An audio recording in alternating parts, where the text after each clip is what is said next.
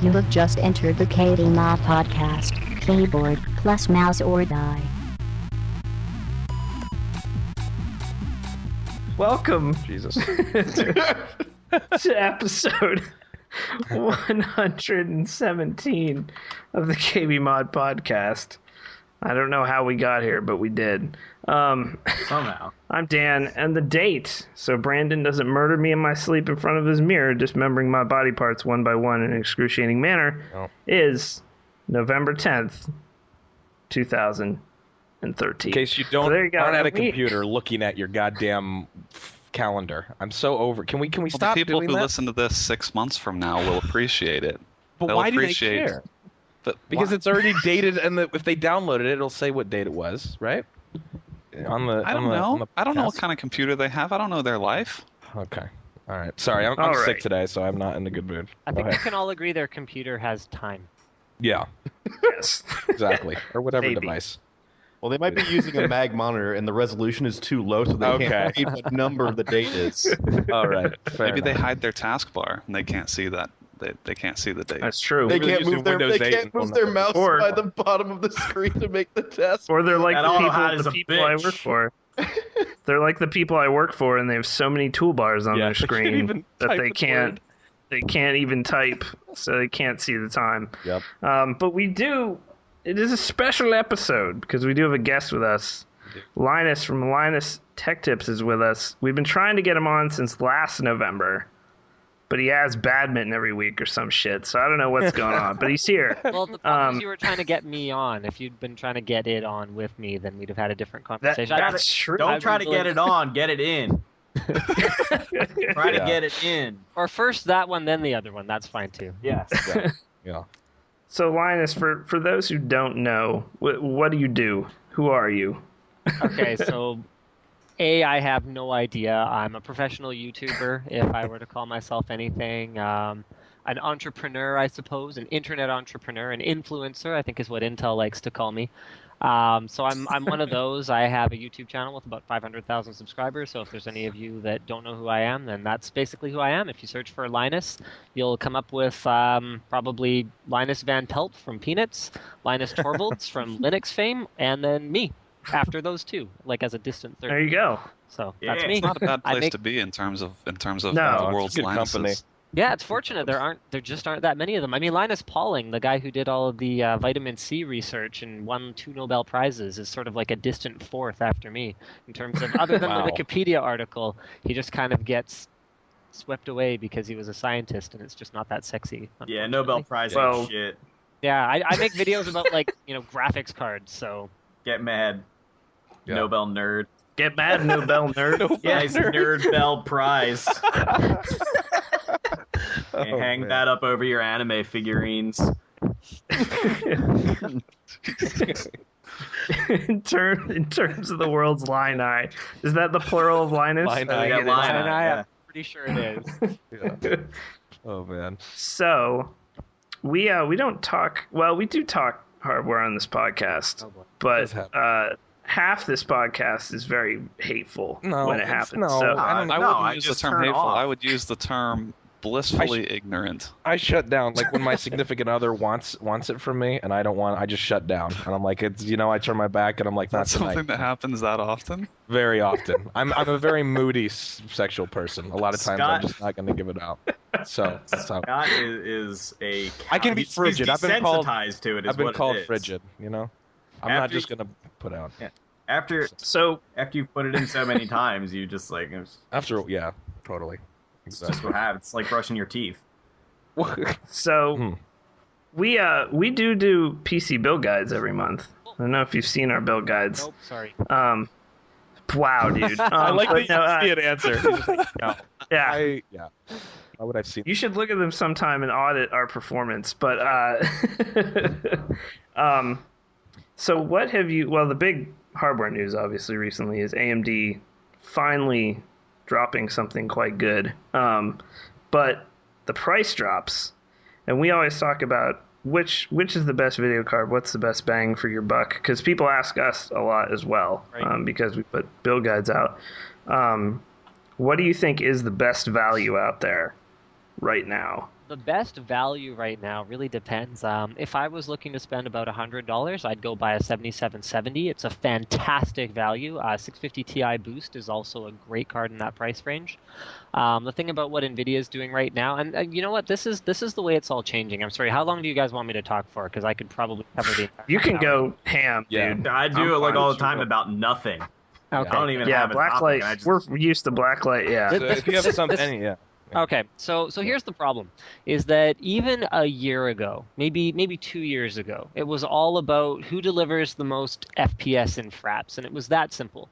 It was dollars per frame per second, and then beyond that, it was like, well, you know, ATI's drivers are crap in this game, or NVIDIA's drivers are crap in that game, or whatever else. So it was what game you play, and then how many frames per second that you get drawn on the screen for every dollar you spent. But nowadays, it's really not that simple.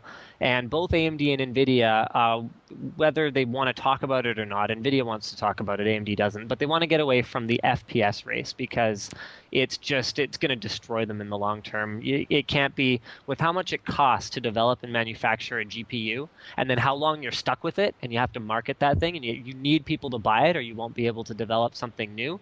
You can't afford to be like the old days where when you lost for a generation, you just didn't get any money. And that's terrible. It's a terrible way to do business. So they're trying to build additional value into their graphics card technologies. So NVIDIA is doing this through Shadowplay, which I'd imagine you guys are very, very excited about being able to... I've heard good things. Actually, I am. Yes, so being able to Not record use using the H.264 encoder built onto your graphics card, being able to record your gameplay as you go all the time with a negligible performance hit, and being able to stream live to Twitch from your own PC without a separate capture device, again, with very little performance hit. That's extremely exciting. So NVIDIA's got that. They've got CUDA. They've got PhysX. I'm not going to say that those ones are quite as exciting as Shadowplay, but then they've also got GameStream, which is a huge deal. I don't know if any of you guys have an NVIDIA Shield, but if you have an NVIDIA graphics card and you want to enjoy PC quality graphics just kind of on the can or in bed or somewhere in between, then I know that's where I live most of my life, but it's amazing. Shield is fantastic.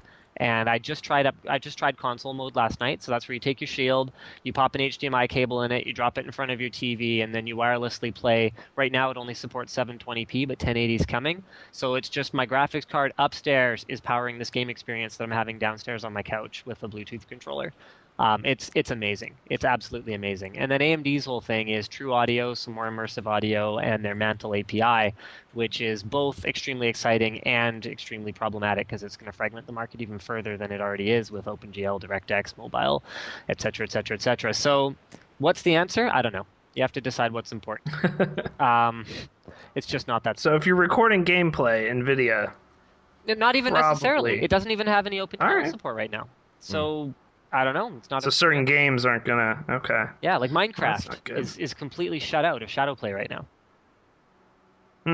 That's a pretty big segment of the gaming recording out there. There is, isn't it? I mean, NVIDIA doesn't want to talk about that, but that's something that people have to be aware of before they buy this stuff.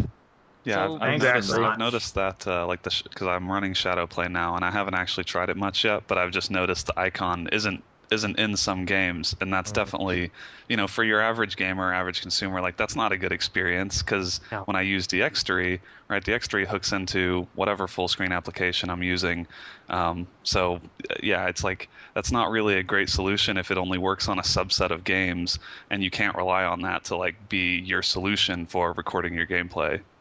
Well, maybe you Exactly. So there's a long way to go for all of this stuff, but we actually have a video coming up shortly on my secondary channel, Tech Quickie, that is called How to Buy a Graphics Card. And for about the first minute and a half of it, I think I talk about why specs are completely irrelevant, because people try to compare graphics cards based on how much RAM they have or what frequency they run at or whatever, and it's just stupid, and people shouldn't do that.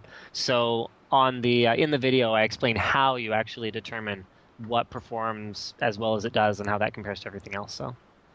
Yeah, we see that. We see people do that still with CPUs, and I think it's been so long since you could compare CPUs clock for clock, and we're pretty much at the same point now with graphics cards. Like the architectures are different. You can't just look at the number and choose the bigger one because it doesn't work that way anymore.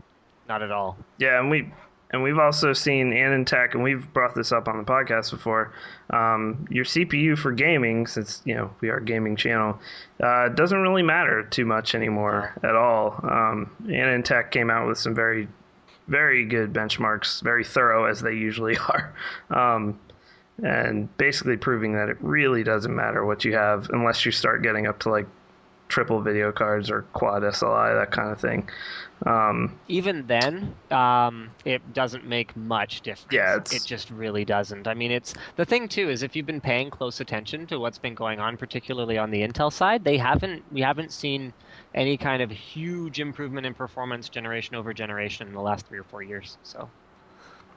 What do you think about this garbage Raptor bullshit that comes with AMD drivers now? Or have you not seen this? I saw the demo at their GPU 14 conference, and I kind of went, "Oh yeah, so that's like the ghetto response to GeForce Experience." Yes, it is. I'm using it right now on my 6GB 7970, and it doesn't really do anything but stay on the side of my screen with no option to get rid of it off the side. All I needed to know was that it was a third-party app, and in much the same way that NVIDIA came out with 3D Vision, and we can talk however much we want about how stereoscopic 3D was a total flop, both in terms of gaming and in terms of movies, and I don't think anyone's going to argue about that. But AMD's solution for it, NVIDIA's for better or for worse, was good and it worked. And AMD's solution was to tap into third-party guys, so it was IZ3D and then some other stupid thing, and they just didn't work at all. Like, they were terrible. We tried to do a video several times on AMD's 3D, and all 3 times it was such a disaster. We couldn't get it to work well enough to even demo it and say, look, it's working behind me, and here are all the things we had to do. We couldn't even do it. And I kind of went, okay, well, they're doing that again. Yep. Yeah, blah. Just peacing out, right, dude? Thanks. Oh, yeah, sorry. I was something weird with I enjoy 3D, actually, depending on the game. You do? Like NVIDIA's, do you have a 3D monitor? Yeah. Yeah, I enjoy it. I enjoy it, once in a while. It's not something that is like crucial to a core gaming experience, but it's definitely something that has its place, like as a niche kind of thing that you just F around with for 20 minutes once in a while. I agree. Like it's certainly not a Oculus. Like Oculus has its place and it's gonna be fucking awesome. Yep.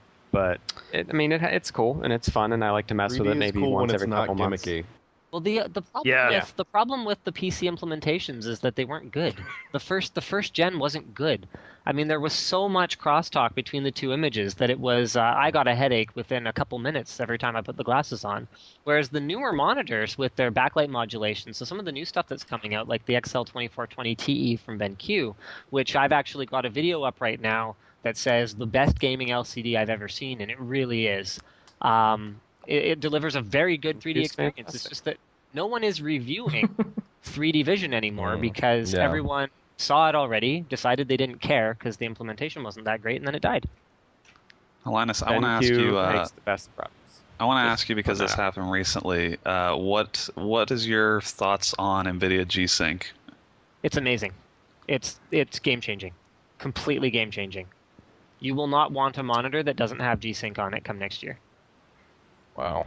Well, there you go. Well, that's what I was reading about, and I've been holding off on getting 120 hertz monitors, even though I've seen the difference, and I play shooters and things. I would benefit from it, but then, once I saw the G-Sync stuff, I was like, there's no way I can get a 120 hertz monitor now because I feel like G-Sync is what I'm going to have. Because it's just such a better solution to the way it's always been done. Absolutely. Is G-Sync like V-Sync for gangsters? No. But that was my first thought too. Yeah. Basically, blah, in a quick synopsis. Okay. NVIDIA's putting chips in monitors, so V-Sync will no longer be a thing. So you won't ever see screen tearing and things like that again with it on there. It's supposedly... I mean, Linus has probably seen it, but it's supposedly absolutely amazing. I've seen it in person. It is as amazing as everyone else says it is. It's that amazing times 2. It's amazing. That sounds really useful. I have a lot of problems with screen tearing right now, which really shouldn't be a thing. But if they're putting chips in monitors, then when do keyboards full of dip come out? Okay. You have a really So even. specific set of desires in your got that. hardware. I Well, do. I don't know if you guys have heard of this, but this is the hardware that I want to see made. I need to see a USB butt plug. And the way that no, you're laughing, but this is the next generation in input devices, because if you guys are anything like me, I don't really I can be kind of a twitchy gamer, which is part of the reason I'm not good at it. So someone jumps out from around a corner or whatever, like my mouse goes flying off the mouse pad and I tense up, and so I figure if you could program it to do something useful when you clench, then whenever that happens, Massage your anus. And then not only that, but like then you'll be more safety. relaxed and you'll stop jumping, because you have it's almost like when you bite down on something to either like calm yourself down or like, get through like a painful moment. It's like that, but with your other hole. Yeah, So and maybe have like some force feedback. there's all kinds of peripherals that could work in this way. Like for example, when you're getting a little frisky, your favorite website could just launch on its own. Yeah, There you go. it can detect, you could have like a cock ring that's connected to your USB port, and it reads out like, it measures like changes in diameter and stuff. And takes the temp of your. I will say I think this that is should good. be wireless though, not USB port. Just because then if you walk away, it's going to be a problem if it's still plugged in. a cock ring. It's time. Yeah, from the chat, it's time. Let's get a Kickstarter going. Yep. We also had a clench to prone, which would be a good use. of that. All I could think of is like that's the next step of panic knifing. Yeah. Clenching your ass, like. So you're saying you could. So you're saying that you could use your ass to drop shot. You're saying you could drop that ass down low. Yes. God damn it. All right. I'm all in. I wasn't with you at first, but you won me over, Linus. Thank I you. am way behind this now. Yeah, we need to make this thing. This kickstarting it. I'm kickstarting If we it. kickstart it, they will come. I'm a little concerned by the fact that something that has electricity flowing through it is going up inside of me. It wouldn't be the Some people consider that a bonus. You don't know. Nick Fenton acting like he's never used a battery-powered dildo before. That's really. You ever heard of the Sibian bitch? No, I actually haven't. This is where we're going. Oh, man. John's PC got all fucked up, so he is restarting. Wow, no way. No way. Someone This is found it. We're actually- behind the times. There is Prostate pleasure. I'm not saying I'm clicking on prostatepleasureguide.net. I already clicked on it. And the It problem is doesn't that have. that It is doesn't a have sex toy. inputs. Yeah, It has no have inputs. inputs. No, we're talking something Yeah. that you plug into your computer and access an HID. Yeah. If it doesn't do that, then that's not the right thing. I'm sorry, you guys. It's clear there's a lot of room for improvement in this market. Yeah. There you And go. I mean, we're talking about 3 billion males in the world, and whatever subset of them are gamers, and that's all growing all the time. This could be an enormous market, even if you can only sell the thing for $29.99. We're talking about a lot of millions of dollars here. USB butt plugs. Stop. And then you sell a pink version for prostate cancer awareness. Yes. Yeah, totally. Even though pink is already for breast cancer awareness, well, we're gonna steal it. I want a liquid cooling system where the tubes come out and wrap around my head and also go into my mouth, and it's liquid cool with beer or soda. That would be good. And it goes in between, and then it's cooling my CPU, but it's also like, if I'm thirsty, it's right there. I have a question. I have a serious question. Finally. I know, it's real dumb. I didn't get to ask So- my G-Sync question while my Skype was spazzing out, Linus. Ooh. What do you think? What do you think we're going to see, like, price-wise? Because they're actually putting a physical chip in these screens, like a more high-end chip. Yeah, like that's what something I'm concerned sophisticated. about too. Do we That was the- think that the price jump's going to be massive or no? Well, that was the first thing I asked them about, because I kind of went, well, come on, guys. Every time you throw the first thing, well, what I asked them was, what's the licensing fee like? Because we didn't see much adoption of 3D vision in monitors. A, because again, the implementations just weren't that good and they weren't selling very well, and B, because Nvidia was asking for a significant licensing fee. Plus, you had to send them monitors and they had to blah blah blah validate this, and there was some stuff that was being built in to prevent AMD cards from running in 3D mode on these monitors. Like, it was kind of ridiculous. Whereas with G-Sync, there will be a licensing fee, but they've said up front it will be very reasonable. They want this to be widespread adopted, like not just monitors, but like TVs. Like, let me tell you guys, the thing that really stood out to me about the G-Sync demo was how great G-Sync looked on the gaming monitors, and then how horrible 4K gaming on a 70-inch TV or however big the thing was at the back of the room looked, because it was tearing all over the place. It looked like ass. If you could have G-Sync in that TV, what a great gaming experience. So they want G-Sync everywhere. So the licensing fee they've set up front is going to be quite reasonable. And then number two is I said, well, what about the hardware? You guys are putting what is presumably, I mean, we saw the chip. Jensen held it up, and there's like RAM on it and stuff. Like it's not trivial. But what they said was, no, it's okay, because we're going to be offsetting the cost of the G-Sync hardware by removing the existing scaling hardware that the monitor manufacturer already has to put in.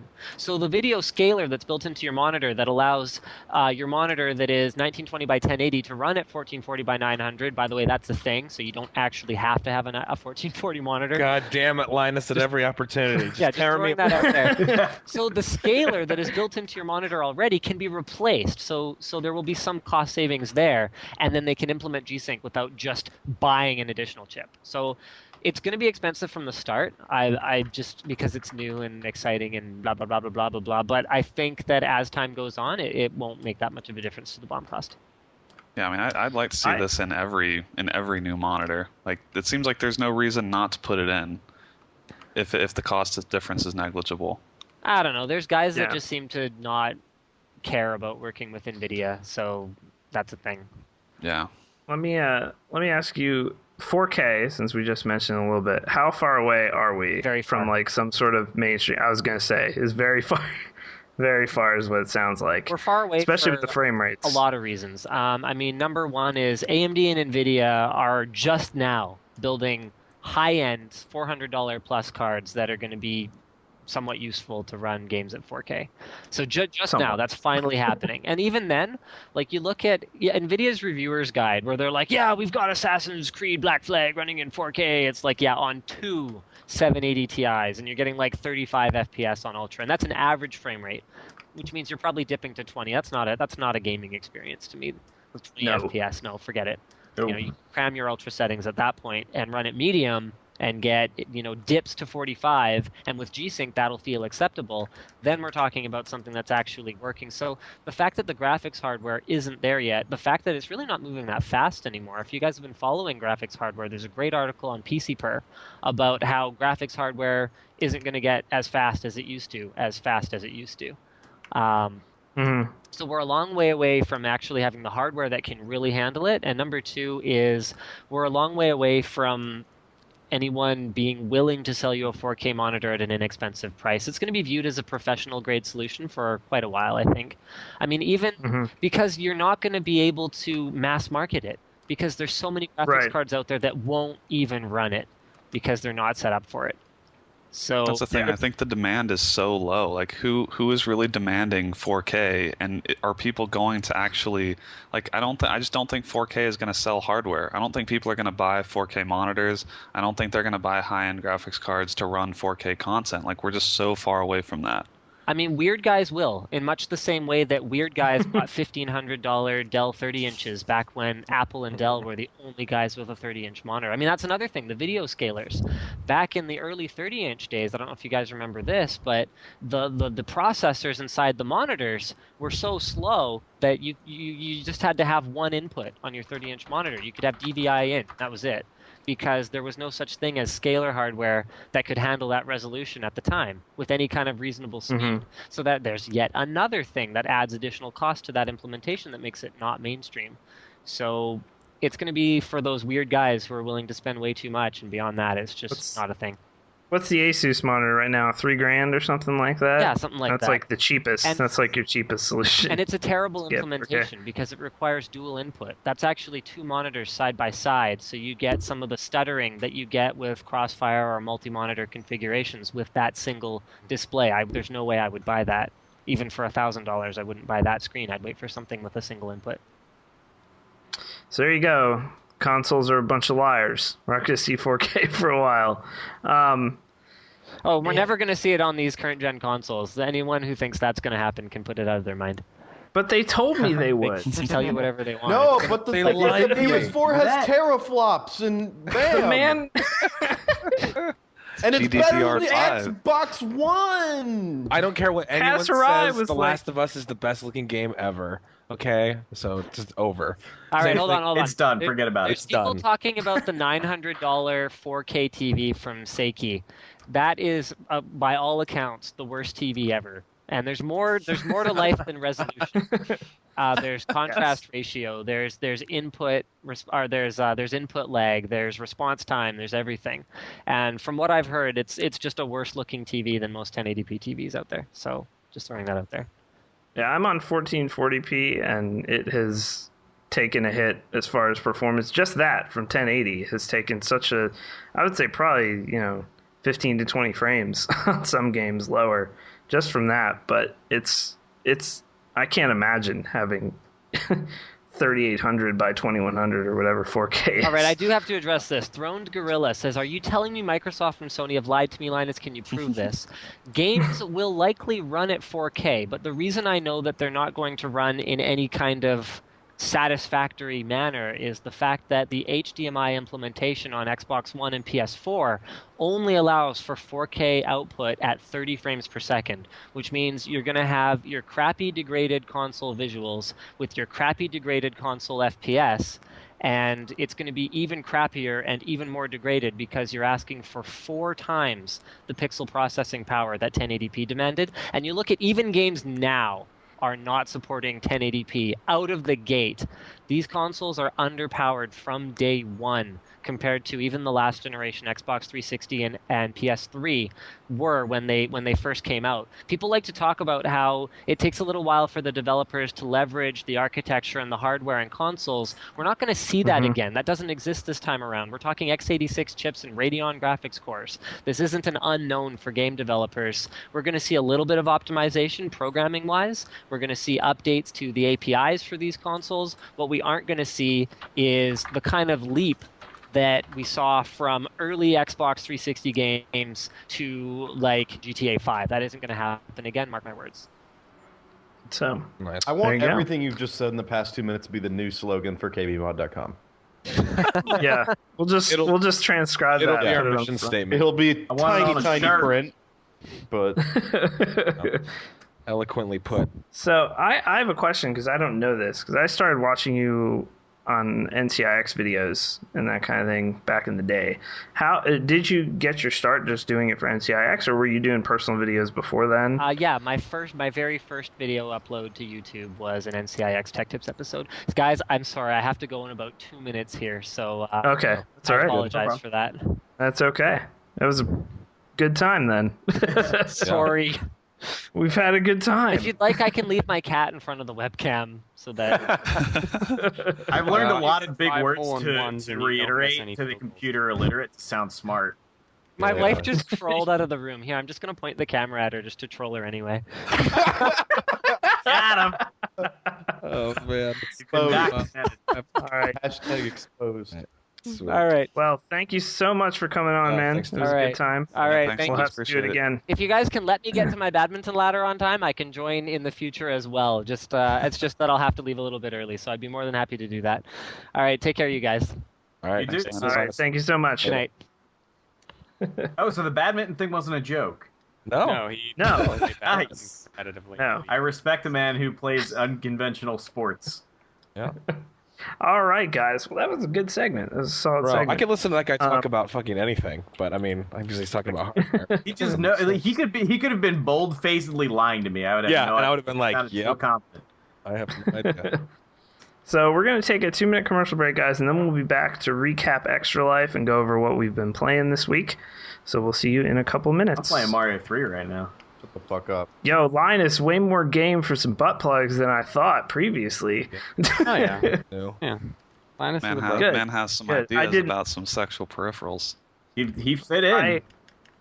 I did not know what to expect. I'll be honest with you. Just very See, that's why I busted the masturbation joke. John is not low this week, actually, Tropical. John is usually low, but he's not low this week.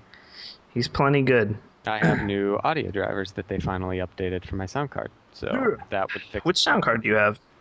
Just in that creative XFI thing. No, Gatman. I have Not to master super it. expensive or whatever. Badminton is legit as fuck from the chat. There you go. If you're white as hell, pasty ass motherfuckers.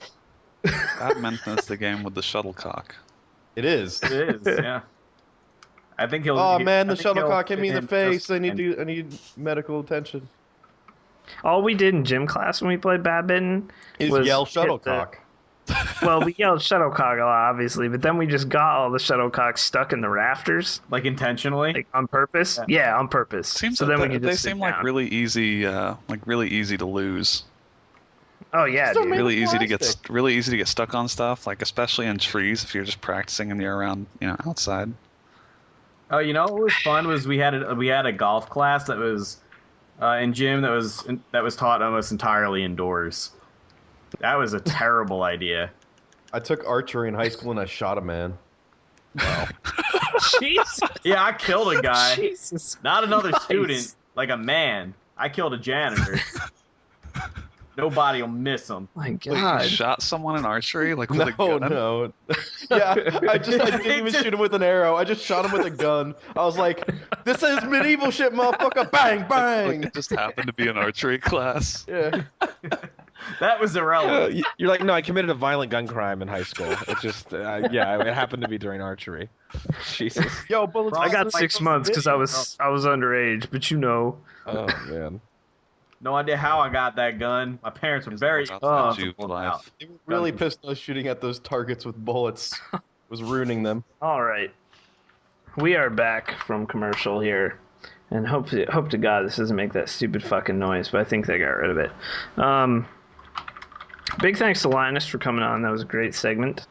And last weekend, though, most of us were in the same room doing some video gaming for some kids. I don't remember. And this.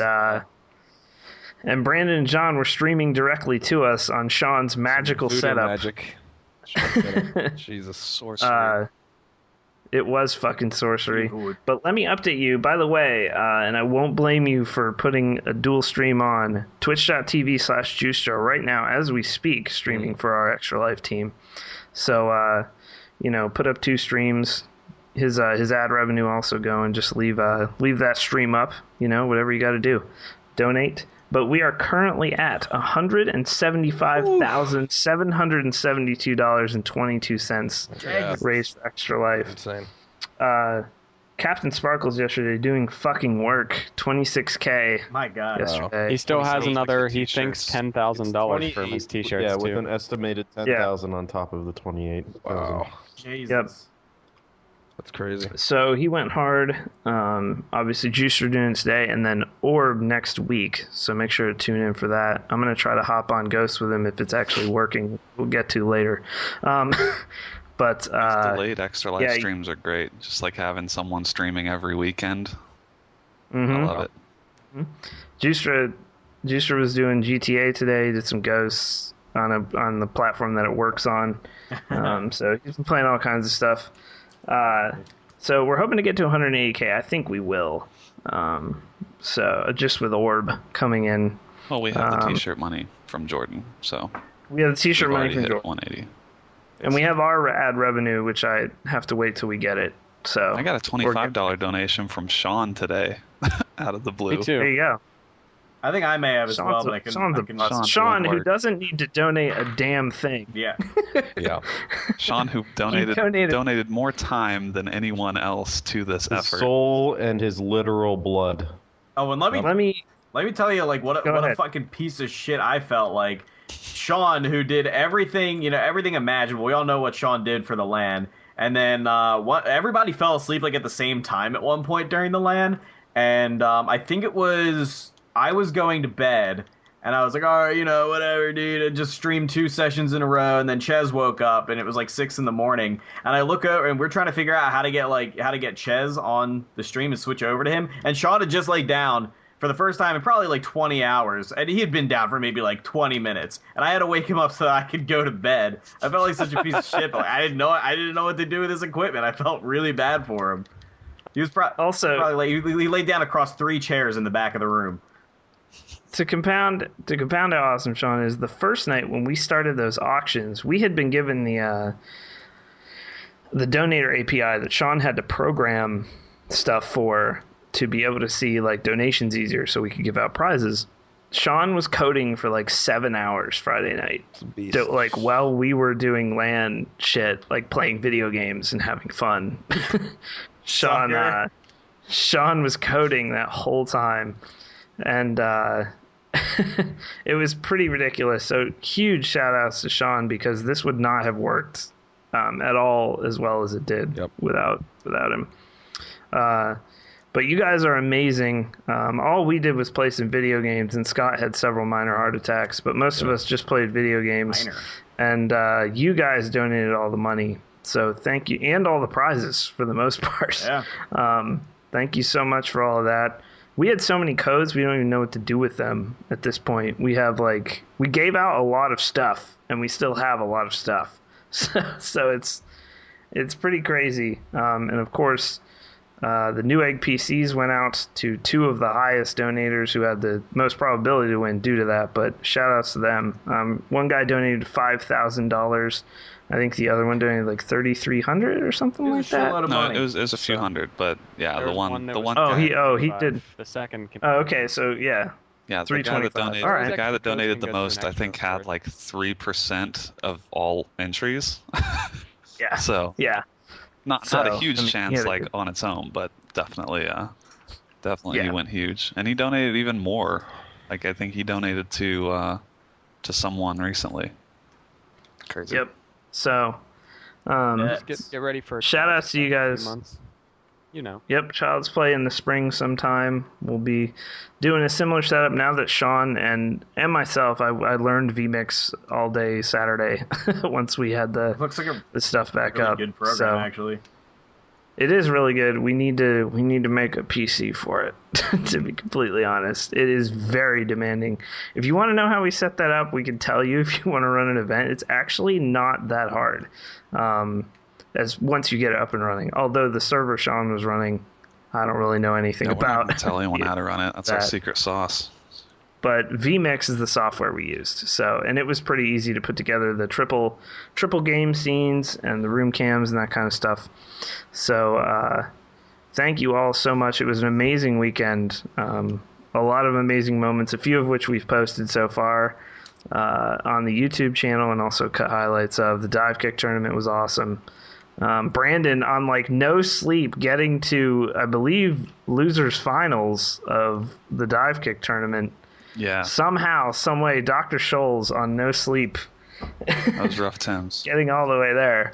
I was actually nodding off in my chair, waiting for my turn. I kept looking at the bracket. Calling your name to go. I was looking at the bracket, trying to get all of Brandon's matches out of the way, when possible, and hoping. I was like, I hope he loses this time, so we can get him to bed. I was like, go to bed, dude. Fucking Ches cheated his dick off with that cheap character. Whatever the who. Yeah, next time we're banning Baz and Eskil. That character is cheap retarded. Ass characters. So dumb.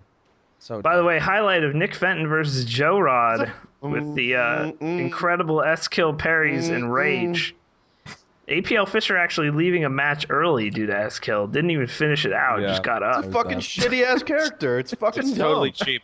I thought this was a respectable tournament. It's just proven to be run by a bunch of total I'm sitting there hanging out. I'm like, I'll just play kick, guys. Just plain old kick. White bread here.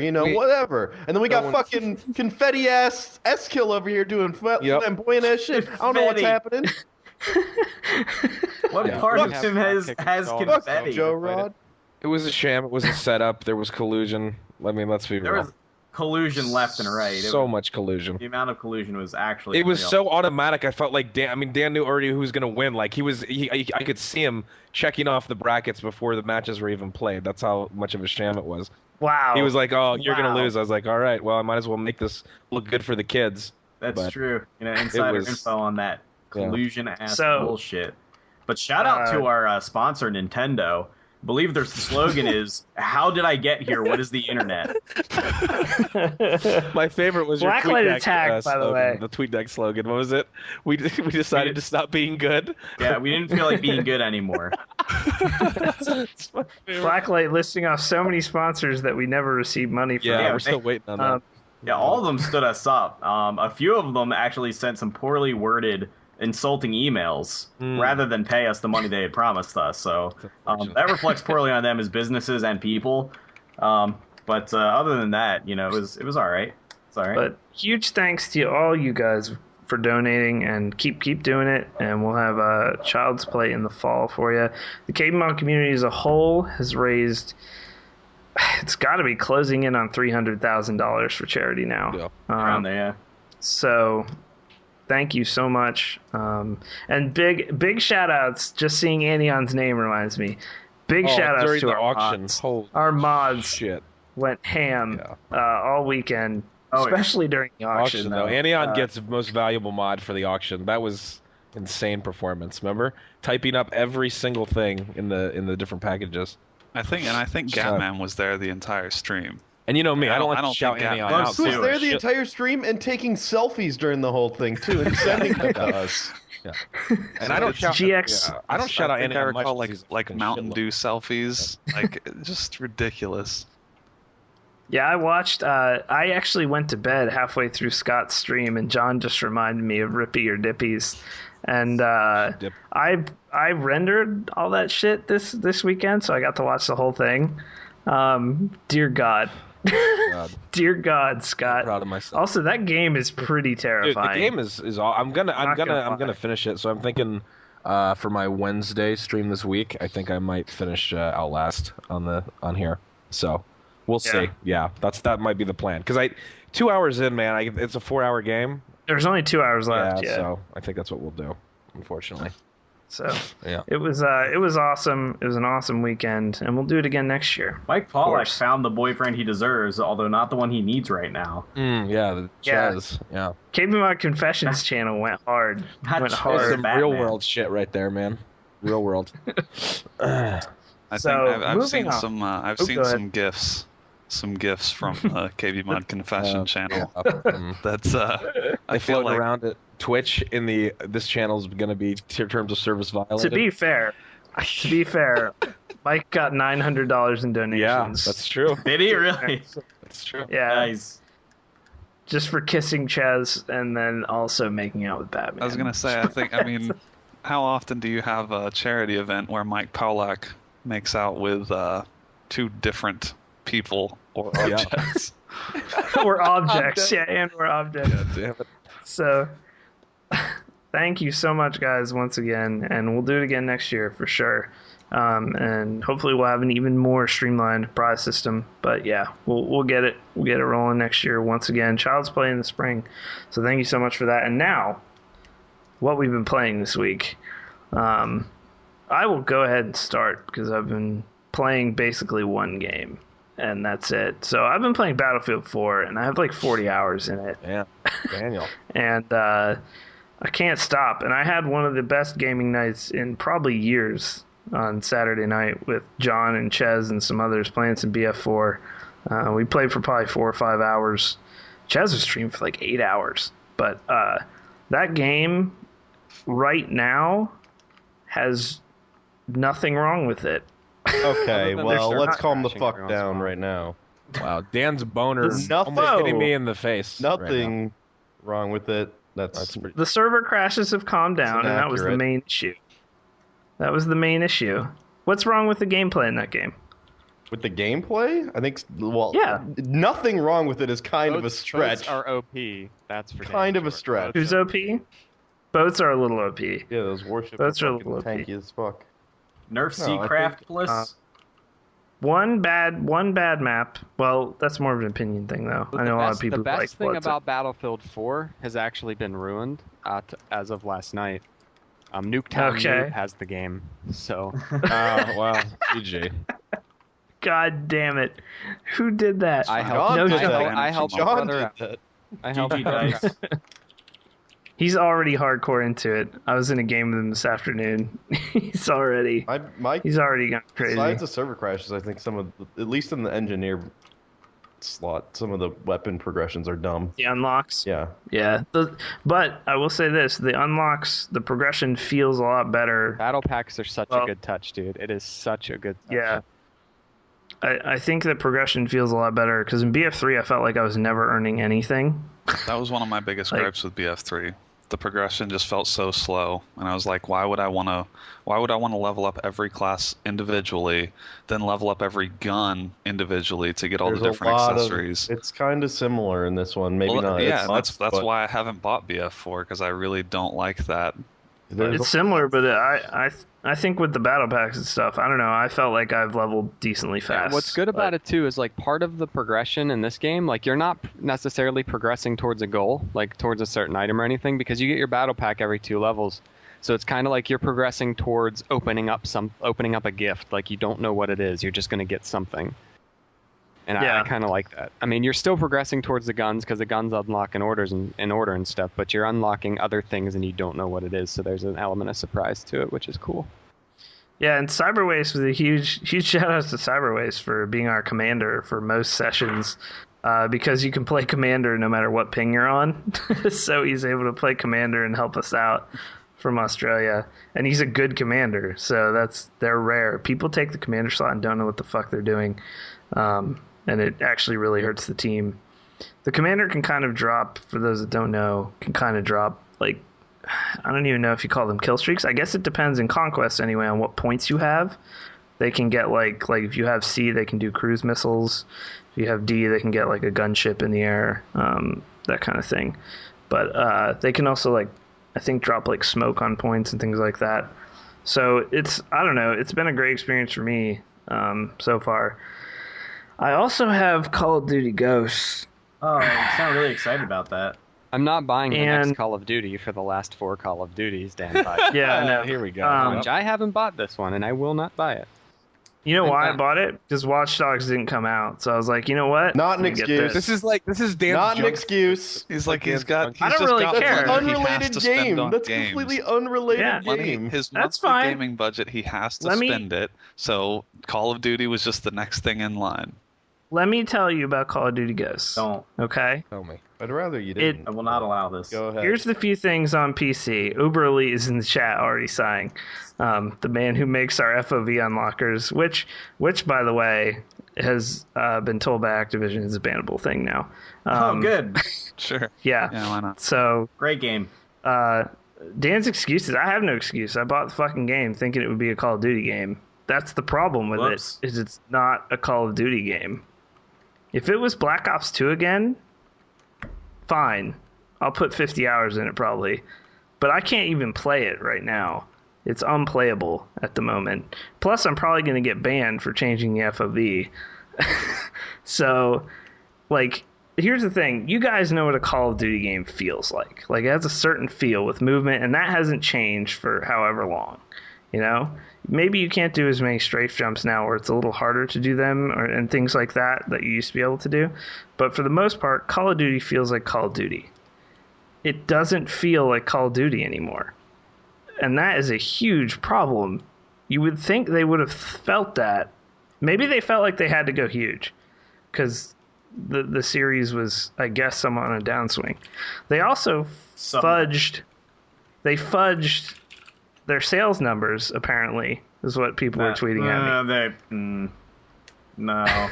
I honestly think, because the whole story is that they were like, oh yeah, we're going to outsell GTA, because I think GTA 5 broke the record for, I think Modern Warfare 3 had the record for most game sales. Yeah.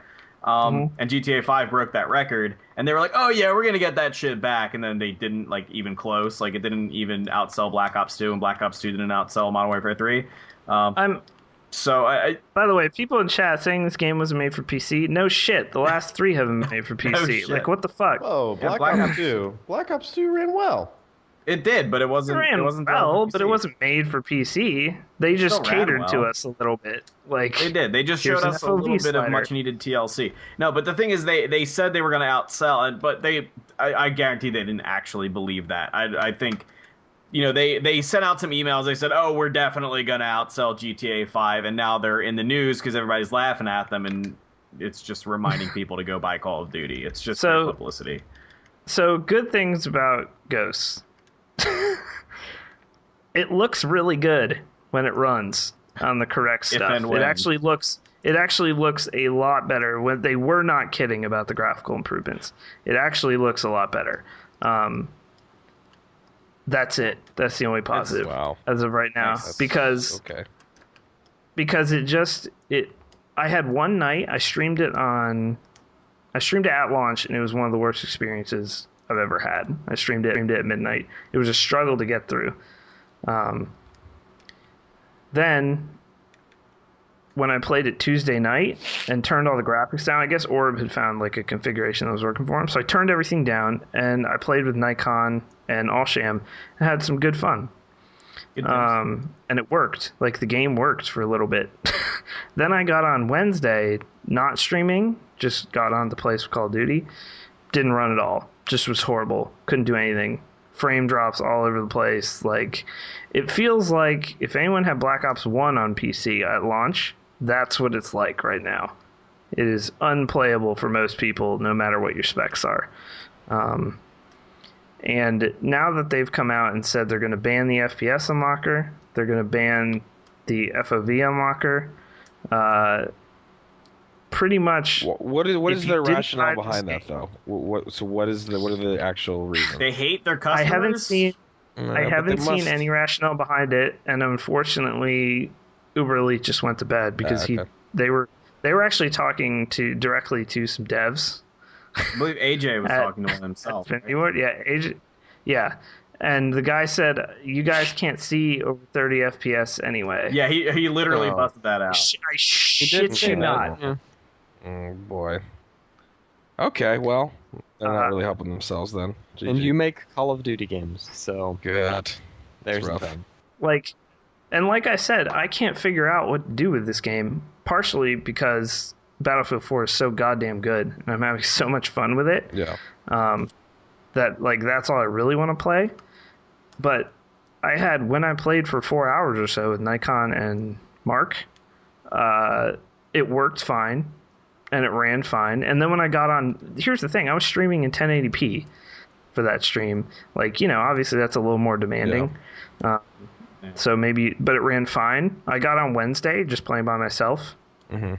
Just unplayable, like performance-wise.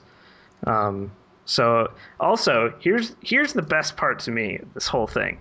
And this is on consoles as well, so this isn't even a PC-specific thing. There is no indication of ping, no bars. Good design, I like it. Also, they are not dedicated servers, by the way, on any platform. There definitely looks for a host. It definitely looks for a host. So, why you wouldn't I get maybe you have bars instead of ping, like that was in Black Ops 2, and then they changed it. Yeah. And actually, the COD 4 config guy uses bars for some reason. Don't know why Paradox had bars, but he did. Regardless, nothing. You can't see what your connection is at all. So unless you were actually feeling the lag, you wouldn't know.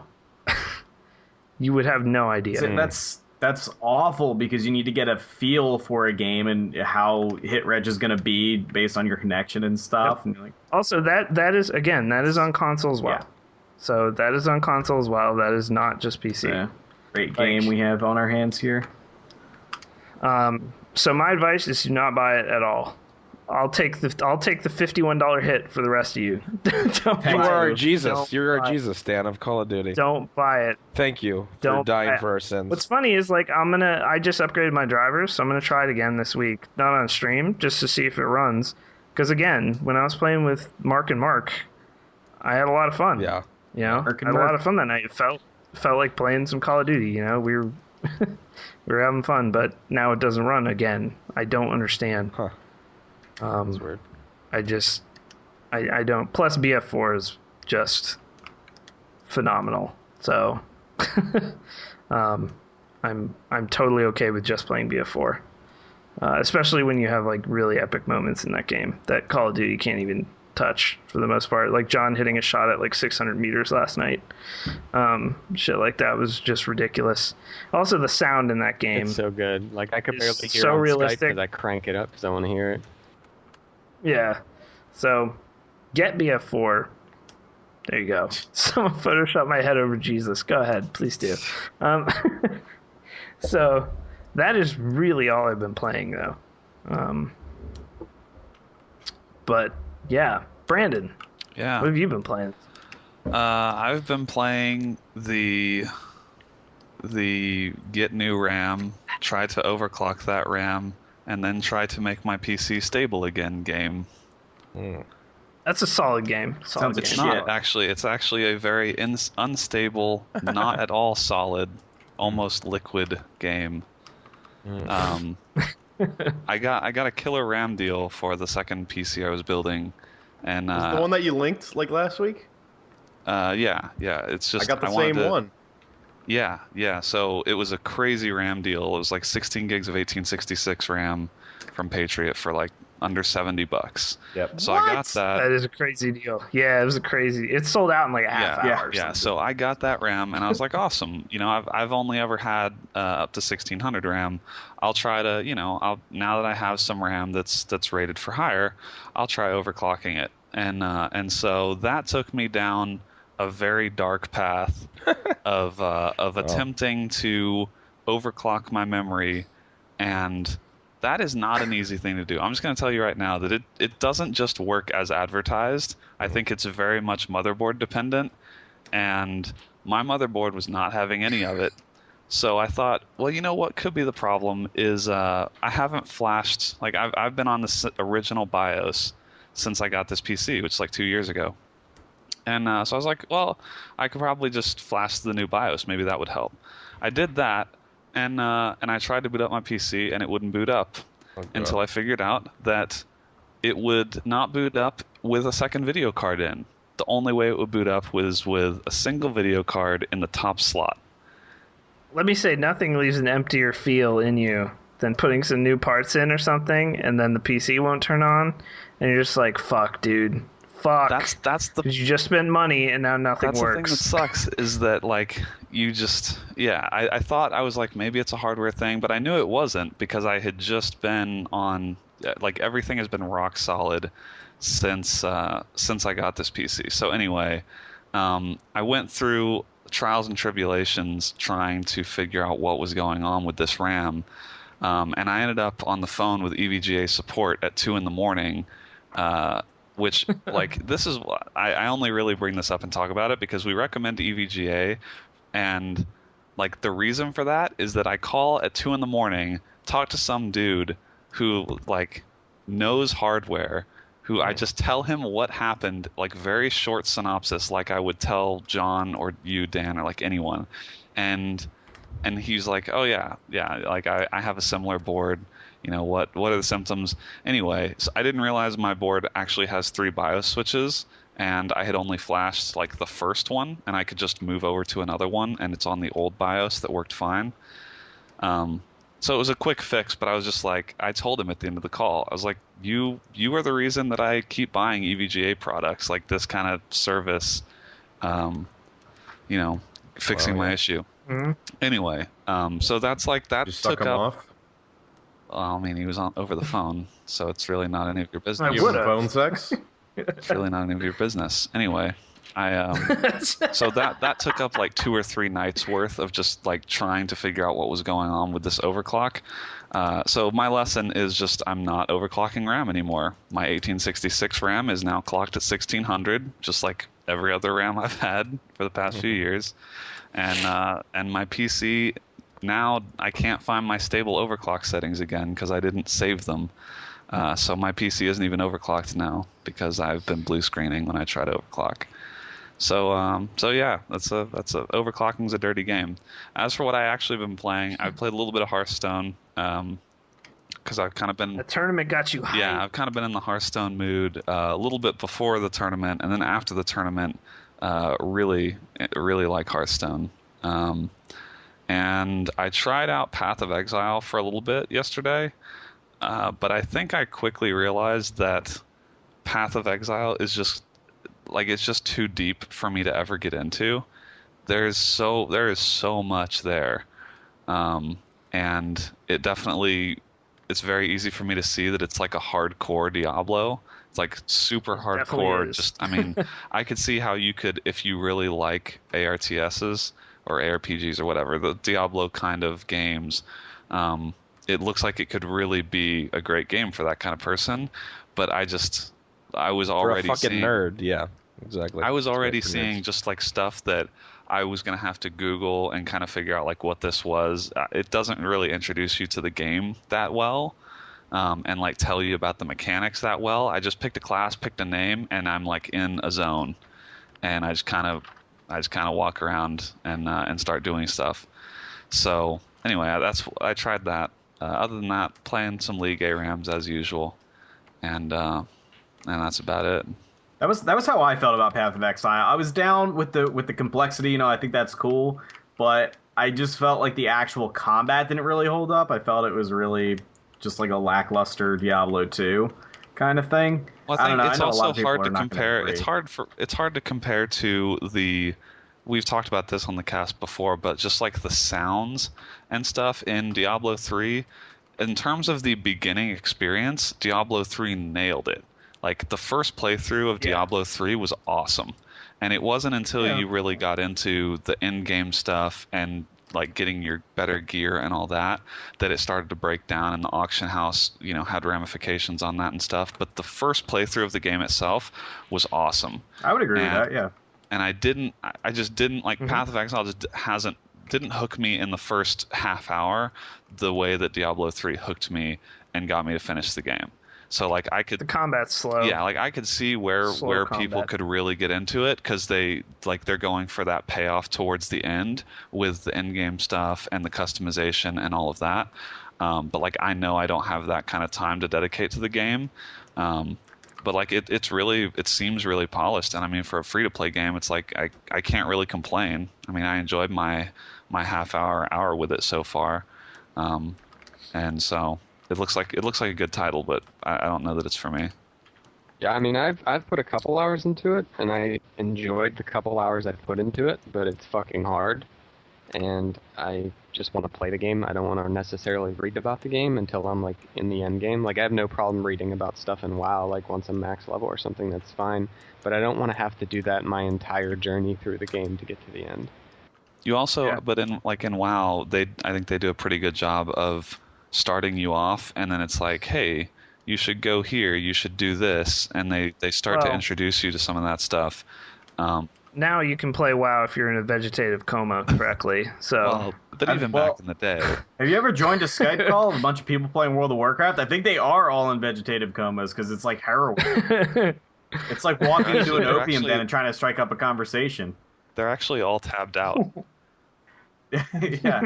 Well, pretty much. Actually, John showed me a stream this weekend of a dude who plays 60 WoW accounts at once. What? He has them divided up into nine individual screens or games going in on one screen, and he has multiple monitors, and he just like has them all set to follow his main guy, I guess, and he has macros. I don't know much about it, but it looked like he was just macroing a bunch of like AoE skills and just killing everything around him.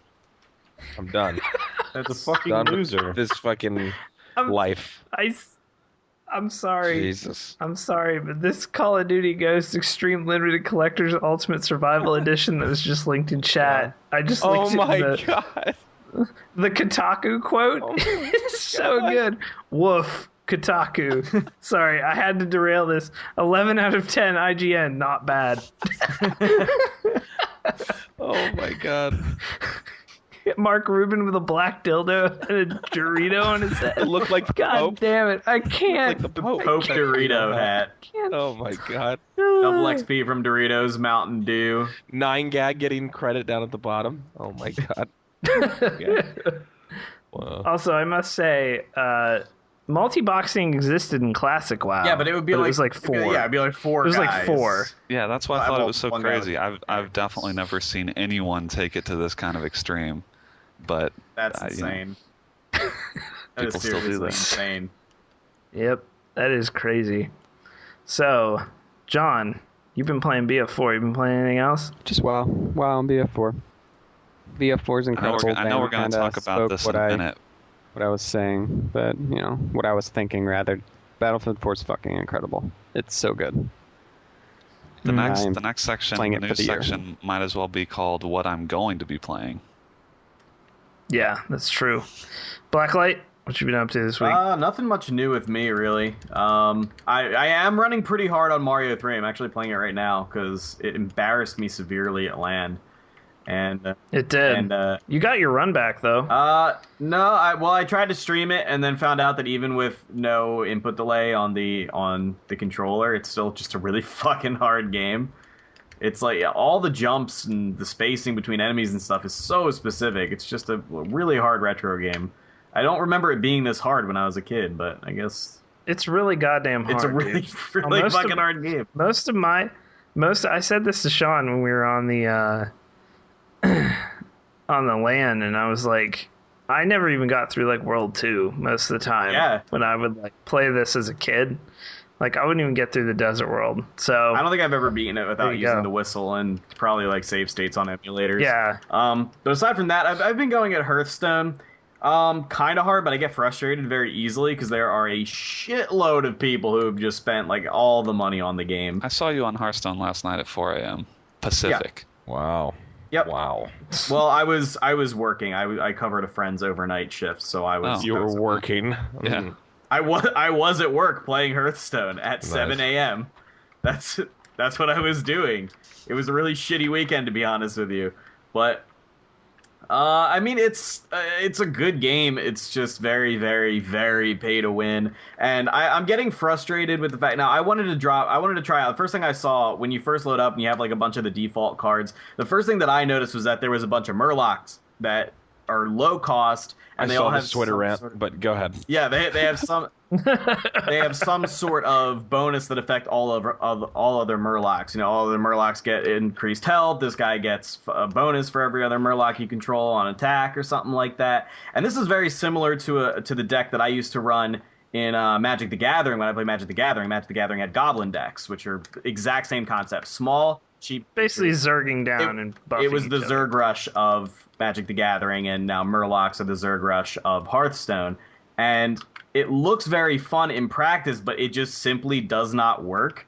No, it really doesn't. If you don't win by turn 5, just concede if you're playing a Murloc deck. It's pretty shitty. And I just feel like if they're going to make that even worthwhile, like if you're even going to put those cards in the game, you should make them viable. And they just simply are not, because you have a bunch of these small creatures, you drop like 5 creatures in one turn, and your hand is completely empty, and then some asshole mage plays Arcane Explosion, and every single one of your characters dies. And you're just like, well, I guess I'm just going to concede on turn 4. That's great. And it's pretty frustrating. So I don't know that I'm going to continue with the Murloc deck. But of course, in an obscene twist of fate, I opened a bunch of packs last night, and I got 2 Murloc rares and a Murloc epic, which, by the way, didn't make my deck any better. It's still completely unviable. But all of those rares and epics that I've been getting now are going to waste because Murlocs fucking suck. And, you know, it's funny, you drop them, they go, and fucking, oh, good. That's so funny. Great ruse, Hearthstone. This is my favorite meme. Shit game. I wasn't mad when I started this rant. Now I'm mad. Fuck that meme. I managed to stay more composed during my Call of Duty shit. That's amazing. Yeah, and the difference here is that I haven't spent a dime on Hearthstone, and that's actually kind of making me more mad. Because I keep running into the people who are like, oh yeah, it's turn 4 and I'm playing Druid. I'm gonna drop you Sarah. All right. Fucking nerd. It's some bullshit. You know, you do realize, Nick, that you can craft Ysera, Yeah, right? yeah. It just takes about 9 million dust, and I would have to craft every card I own. I'm just saying. For that to be a thing. I'm just saying. So I'm still not that huge a fucking nerd. Thanks. But please tell me more about how you dislike this game that you have not paid anything to play. Exactly. That's the one thing. It is frustrating though, and yeah, like I've considered, paying. It's almost to the point where like I was going to pay. I was going to be like, all right, yeah, I'll get into all the, spend some time unlocking the default cards and stuff, and then I'll buy some packs, and I'll get my little thing going on with my addiction to booster packs, and that'll be great. But it's at the point where I hate people who have spent money on the game so much, and I don't want to be one of them. And that's the weird sort of like anti consumer thing. That was me. That was me in Blacklight Retribution for months. Yeah, I was like, I had the same these exact fucking nerds. The only reason they're killing me. I had the same exact thing happen in Blacklight Retribution, and then Garrettson gave us all the items, and I never played it again. Garrettson gave me That's what happened. That's what happened with Blacklight Retribution. But yeah, it's a good game, but one thing is it severely needs balancing, really, really bad. It really, really, really, really does. Because when I sit there and play, and I play a priest deck, I feel invincible. When I play everything else, it's just Priest garbage. is fucking absurd. I sit there with the default priest deck that I haven't even unlocked anything from booster packs. Stock standard as they come, and then some hunter drops like 6,000 epics on me and a legendary, and I'm just like, I'm gonna beat you anyway. Because you're not playing priest, and that's a mistake. Why did you do that? Why did you pick hunter? Like, it's... Yeah, there are people who have great decks and stuff. I'm just, they definitely have some things they need to work out. And I got kind of frustrated because I'm sitting there with like all these changes that I feel like they need to be made, and like, nobody runs Murloc decks seriously. And it's just like, and there's a shitload of Murloc cards. There's like 7 Murloc cards that are a complete waste of space because Murloc decks are awful. And then I go and check out like the fireside chat of the Hearthstone devs, and they're like, oh, we're looking at balancing like 3 cards right now. Like, none of them are any of the concerns I have. None of them are the priest cards. It's fucked up. Let me bring up though that you're playing at the low end essentially right now. True, yeah. And if you had, like, in that tournament, there was a game with, like, 4... I just called you a plebe. No, I'm playing at the low end, dude. I could sit there with my priest deck. I won, like, 14 games in a row at LAN. Like, I was sitting there while other games were going on playing at LAN. I was just destroying kids left and right. But if it was, like, that Hearthstone tournament that was at BlizzCon this weekend, there were 4 legendaries on the board at once. And at that point, it's just they're playing a whole other game at that point. Yeah, they're not even playing the same game as you are. Like, it's so... All right. So we gotta get moving. Nick Fenton, what you been playing this week? Battlefield 4 and Smite. And Arkham Origins. Schmidt. How's Arkham Origins for you? It's okay. All right. Because it's getting weird. It's like Arkham City with a slightly bigger map, but a story that's not quite as good. And some of the side missions are pretty not great. That's about that. All right. Scott, you've been playing the cold game. Yeah, I've been sick. I've been sick all week. I've been playing the game of watching Skins on Netflix, the UK version, obviously. And how far? It's a pretty fucked up game right now because I got the end of season 2. What the fuck? Wait, did you finish the whole season? No, there's one more episode. There's a final episode. Nice. So I get right to the end where... Don't cry. Yeah, I already have been crying. I've been sitting here snotting, crying over these fucking UK kids who are fucking each other and fucking their lives up. What happens in the second to last episode? I'm trying to remember. Well, I don't want to ruin it if people haven't seen it, but... Yeah, don't say it's fucking good. It's a good show. You should watch it. At least the first couple seasons have been good. We'll see. But... and then I played some CSGO yesterday, competitive, with some people, and I'm starting to like CSGO. I think I'm starting to get the hang of it a little bit more, and I don't know. So that's the main thing. Hopefully to get back to a routine next week with stream and stuff. But yeah, I've just been, I don't know. I got the herp or something. It keeps coming back. It's hard. Won't stop. So yeah, not too much. All right. Yeah. All right, guys, we're going to take a 2-minute commercial break. We'll be back with some quick news, and then we have the first of our KBMOD Awards Roundtables, which is replacing our voting process this year, because I've never been yelled at so much. Listen, Game of the Year last year, we know what it was. Do we want to say it again? Yeah, to be fair, we did vote Dishonored Game of the Year. We deserve all the hate A game that none of you actually played through completion. I did. I didn't vote for it. Y'all. I didn't vote for for it twice. Nick Jenkins was the only one that played till the end. I can't imagine I have much for it. more than like a minute left. I have like 12 hours in it. Nick, I didn't vote for it. Well, some people also voted for Far Cry 3, which no one had finished Far Cry 3 I finished Far Cry 3. No, when you voted for it? Yeah, I finished it in 2 days. Take 2 minutes. Oh, well, then you have credit. I still wouldn't say that's Game of the Year, but... Street cred. Yeah. I voted for it, but thinking I was going to be the only one who voted for it. I didn't want it to win. Yeah, well, you fucked up! I did fucked up. It happened. But this year, there is no voting. We're doing this giant bomb style. I'm not saying Dishonored was bad, Chet. Dishonored was a good game. Dishonored was not a great game. It was not Game of the Year. I don't think Sleeping Dogs was either. I couldn't think of what game of the year was. I couldn't remember fucking anything I played. It was a pretty uneventful year. Objectively, it was probably Far Cry 3. I didn't play Far Cry. I don't play games that you would call game of the year. Remember, console games don't count. So. I didn't I didn't even like. For some reason, I put Assassin's Creed 3 in my game of the year, which is fucking not a good choice at all. So there were really no good choices last year compared to the year before. 2011 had way better games. I would say, yeah, that's him. Yep. You had Skyrim, you had Portal 2, you had Arkham City, like bunch of nerd shit, if you ask me. So, all right, just waiting for you to get back from commercial. I think if I would have thought about my game of the year, I probably would have said Borderlands 2. I'm so sick of hearing about Borderlands 2. Shut the fuck up already about that game. People are so fucking nerds. Shut the fuck. If I hear one more Borderlands 2 thing, that thing.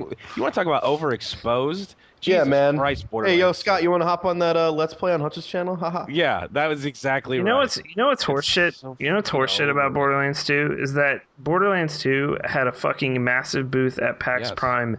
I know. I don't know. That's what I'm saying. It came out last year. I mean, they were releasing their Game of the Year edition, but still, the size of that booth did not there was no reason for it. It was unnecessary. Yeah. God, I don't know. So, like, that was a good game. Like, I get it. Like, if that's just, It was. I think I hope I ran commercial. Did I run commercial? I fucking hope so. It wasn't that good. Well, to be fair, I played it by myself, and you need friends to play that. I don't have those, so. Yeah, that's a lot of talk. I clicked on it and didn't run. All right, we're back. Yep, we're back. Okay. We now interrupt your scheduled programming to bring you an urgent broadcast from the front lines of America. A couple of news things. One is a big thing. The other is just a little EP for PC. Flex. PCP? First, PCP even? Possibly. Steam. This is actually somewhat old, but we didn't do news last week because we were at LAN. Steam eclipsed Xbox Live in registered users. Now 65 million registered users on Steam. And if I looked the other day, I think it peaks at about 6 million concurrent every day. Got fucked. Pretty incredible. The growth has been amazing. So props to My Valve. growth is fucking ridiculous right now. Yeah, your growth is pretty amazing. You should probably get that checked out as well. Actually, yeah. that growth that's growing on your growth. Yeah, the growth that's growing on my back. Yeah, it's revolting to behold. So that happened. So pat yourselves on the back, PC gamers. PC gaming is dead. And also Valve. Okay. Yeah. Yeah, it is dead though. Obviously, the next gen consoles have killed it. 4K on the console. It's going to be probably. Over for us.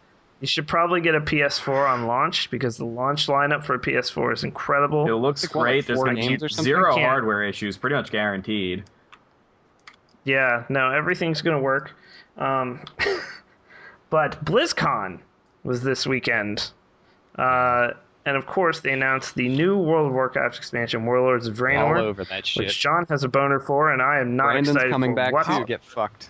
I couldn't be less Dan, hyped what was about your? anything Yeah, about I saw your tweets, Dan. You were not going with the popular opinion. You were very hateful on Twitter. All right, well, tell me there this. are a lot of people that aren't as excited for it as well. Okay, Listen, dude, is it bringing back talent trees? Is it bringing back talent trees? Yeah, the talent trees have been gone since Cataclysm. Great game. They bring back talent trees. They bring back any sort of difficulty curve and knowing how to play your character. Doesn't sound like it because you get a free level 90. You just start out. I'm not saying WoW is a bad game. Right. I'm just saying I'm not excited because it's not the game that I want to play. It's not the WoW I want. So here's what I think. I think I'm not necessarily saying it's going to grip me the way that prior, original vanilla WoW and the original expansions did, but with Mists of Pandaria, like that didn't appeal to me at all as a WoW player. Like the lore, none of that really made sense to me. That to me looked like didn't make sense to anybody. Right, that to me looked like them with sort of running out of ideas and saying, you know what, people probably like pandas. That's a pretty safe bet. That is kind of what it felt like. Because pandas are pretty cute. Well, actually, the pandas actually have a very thick lore in the history of craft. It was because that movies came out with the pandas, right? What was the Kung movies? Fu Panda? Kung Fu Yeah, Panda. no, really. I'm telling you. That was directly related. There was a whole. I hate to give Reddit any credit, but no, actually though, in Warcraft 3 there were pandas. So listen, the fact that it was that there was that was the panda expansion, and then also they had the pet battles and things like that. I'm not saying those. I fucking love Pokemon, I'm not saying dude. that those aren't like sort of cool, but just everything about that looked like it was catering to the casual of casuals market. Like the most casual people, like I want my kid to come play WoW with me because I have an active account and now they're pandas, and so he'll probably like that. That's how it felt to me. Warlords of Draenor feels at least like, obviously we haven't really seen anything about it yet, but just the first video and stuff feels like them actually going back to a line of lore that's more engaging and makes sense. And like, I think it'll be worth at least playing through to max level and seeing what it's all about. Maybe like, I will say maybe I only play. I will say it's kind of cool. They're remaking Outland, correct? They're remaking Outland a bit. Yeah. Is that? Yeah. Okay. So that's pretty cool. But I mean they're updating. I don't know. I never like it's just something that I think I will come back at least for the beginning of the expansion and see how it's changed. Like, I've been gone for a full expansion, so I'm fully expecting to have to relearn some stuff, and I'll be excited at some of the new features from the past year plus that I haven't played it. It's like it'll be worth my $40, right? I'm gonna get at least $40 plus a few months subscription fee out of it. So unless they screw up something royally, like, I'll get back on board. Here's something they already screwed up royally. Garrosh Hellscream is still alive. That's a problem. That character needs to be fucking also gone. All right, here's another thing about Mists of Pandaria. When your end boss is fucking Garrosh Hellscream, you fucked up. He's not even. We had an epic fucking boss for every I don't know who the fuck thing. that We had is. Kill Jaden. He's an We had Kill Jaden. We had whoever that Lich guy was in Naxxramas. Kel'Thuzad. Okay, so maybe he wasn't that epic. Yeah, Kel'Thuzad. We had Illidan and Arthas. Kill Jaden, and then we had Arthas, and then we had Deathwing. And even though Cataclysm was kind of shit, Deathwing's pretty sweet, except for his boss fight, which is also kind of terrible. But the fact is, you have these major, huge characters, and then you have one lone orc who's kind of pissed as the end of Pandaria. Like, come on, dude. Come on, dude. And you know what? Like, Mists of Pandaria is just so dude. fucking weak as an expansion to begin with. Here was the thing: was that Pandarans were in Warcraft 3, and everybody wanted pandas in the game because they were just like mysterious. To be fair, I think in Warcraft 3 they were just like there was like one Pandaran, and he was like a camo, right? Like he was. He's in Dota. Yes, he was like a little Easter egg character, pretty much. Right, like he wasn't really important to the story or anything, and people were like, "Well, dude, you got to put a panda in there somewhere. Like that's some untapped lore." And then people were like, "Yeah, put it in as like an inside joke." And then they're like, "All right, here's an entire fucking expansion of them." And everybody's like, "Whoa, like holy shit, that is too much." Actually, you could get units in Warcraft 3 in the multiplayer, which were pandas. All right, mouth, Nick Fenton, shut your mouth. Shut your. Also, I think at least from the original or the opening ceremony of BlizzCon, where Chris Metzen was talking about Warlords of Draenor, talking about getting back to the roots of like world PvP from vanilla and things like that. Oh yeah, I don't have any real delusions that like it's gonna be like it used to be in vanilla, but I feel like this expansion, again, only from that opening ceremony and like the few things that have come out since then, I feel like it's them saying, how do we get back the original players? That's how that spoke to me. True. Whereas Pandaria did not at all feel like that. That felt like, let's get people who have never played WoW to come play WoW, and let's make it as easy as possible for them to do it. This feels like, okay, all of the people that originally played WoW have left. How do we get them back? So yeah.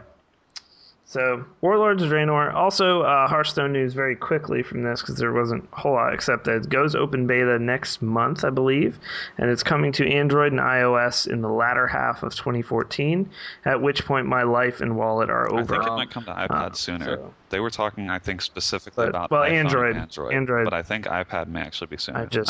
There was... terrified. There was also what was it called? Heroes of the Storm or whatever? Which looks fucking. That's what. Yeah, we're about to mention that. Yes, Heroes of the Storm, Blizzard's new MOBA, also announced with many a trailer. You can find them on our website. That's probably the worst hype trailer I've ever seen in my life. Also, yes, the we worst all saw your name Twitter for a game rants. that looks so fucking awesome. Yeah, I feel like they made a mistake by making another game that's abbreviation is HOTS. Yeah, Can we just acknowledge that? Heroes of the Storm, Heart of the Swarm. The naming was unfortunate. Like, I don't know why they. Yeah. Yeah, it actually sounds Blizzard doesn't exactly have the that same. many games, but they still managed to get 2 games with the same abbreviation. Why would you do that? It's also a super generic title, Heroes of the Storm. Oh yeah, it is really. They should have kept it as Blizzard Storm All-Stars. Chasers and Discovery Because Channel it's the All-Stars of the Blizzard franchises in a game. Yeah, well, PlayStation All-Stars was not exactly around success. I wouldn't want to. I would want to distance myself from that as much. No, when's Blizzard's All-Stars coming to the Vita, man? What is the main differences between this and any other maps? All of the maps are different and they're all objective based. Yeah, there's different maps. It's not just the trailers are all really terribly made. Like, you don't even have to lane. There is no last hitting. All levels and experience are shared across your whole team, and it's just encouraging team fights over objectives in the map. It's hard to even comment on anything in there besides what they've said about the gameplay. Yeah. Like, no one can really comment on the gameplay because the trailers don't show any of it. Like, there's no HUD, there's no nothing. Like, I think you just see top-down people hitting things or shooting. Well, that was because they were using the realism mod when they were filming those trailers. Oh, that's true. Nice. I love mods. Well, there wasn't enough film grain. From the people that played it at BlizzCon, they said it is awesome. I think I'm sure it's good. I've heard the games. I heard the games are short. Yeah, that's like one of the main difference. Yeah, 15 to 20 minutes is what they said they were aiming for, which is like that is the reason that I really enjoy ARAMs in League, because those games are predictably 15 to 30 minutes. You will never have one of those games go longer than 30 minutes, and so it's not enough time for me to really rage. Like if I have a bad game or whatever, yeah, it's like whatever. It'll be over soon. And I think that's something that it definitely I can see the appeal of that. The other thing is I'm pretty sure they mentioned that the characters I'm not sure if they have like full talent trees, but you choose your ultimate ability and stuff. And you like, augment your normal abilities. Yeah, it's nice, not. It's it's not like static characters. It's like you can choose to build characters in different ways. So you could build like a support version of a character or like a damage. And there are no items or stores. It's all done through your talent tree in game. So you don't go back to the store and buy items and shit.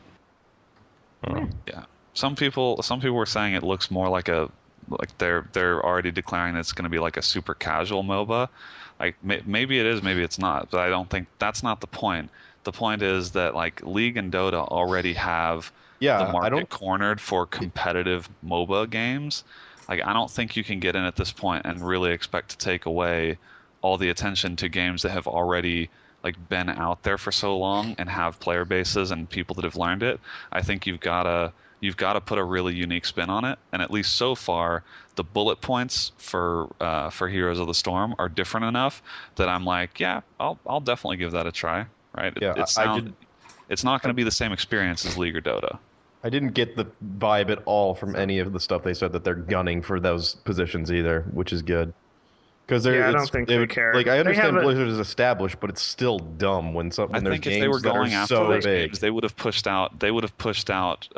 Heroes of the Storm or Blizzard All Stars or whatever. Oh yeah, that would have been out. Yeah, it would have already been. No, I would probably like 2 years ago. That game has been. Yeah. That game has been in production for so long. They could have pushed out a standard. They announced that during the Diablo 3 beta, like it was out a while ago, but. I don't think they care because they have StarCraft. They have StarCraft esports. They don't really care to get into another one. The question is, do you guys think Heroes of the Storm will be free to play? Because they have not said. Yes, absolutely. Yes. It will be free to play. Absolutely. They said that it will be free to play, and it'll just be cosmetic skins. Yes, they told people at BlizzCon that it would be free. Oh, okay. I was gonna say I didn't see that. That's good.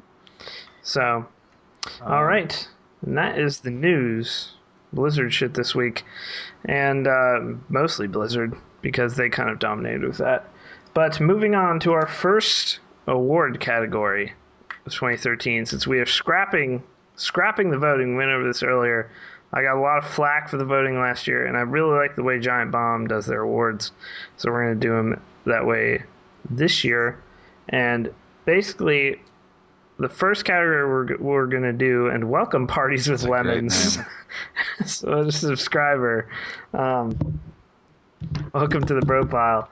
But basically, we had a category last year called Best Live Stream Game, and basically it was for the best game to watch lives, I think what we kind of determined that to mean. And last year we had basically a four-way tie because there were a lot of people like a lot of different shit. So last year we had League, Dota 2, Just Cause 2, and Super Street Fighter 4. This can go into console games because obviously you can play anything on Twitch or YouTube, wherever you're streaming. So I wrote down a few in here so far, and we can kind of narrow it down and discuss it. I think a big one that has come onto the scene, especially with big tournaments recently, is Counter-Strike Global Offensive. I know you like to watch that, Brandon. I think right off the bat, that's my biggest entrant to this category, just because Valve has done a lot with the spectator interface for CS:GO, and giving you a different ways to look at it, like an overview where you can see the trail for when flashbangs are thrown, things like that, giving you a better perspective on a first-person shooter that traditionally has been really hard to translate into a good spectator experience. I love watching CS:GO now.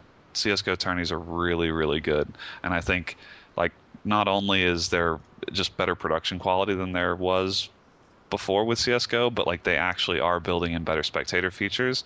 So that's a huge one for me.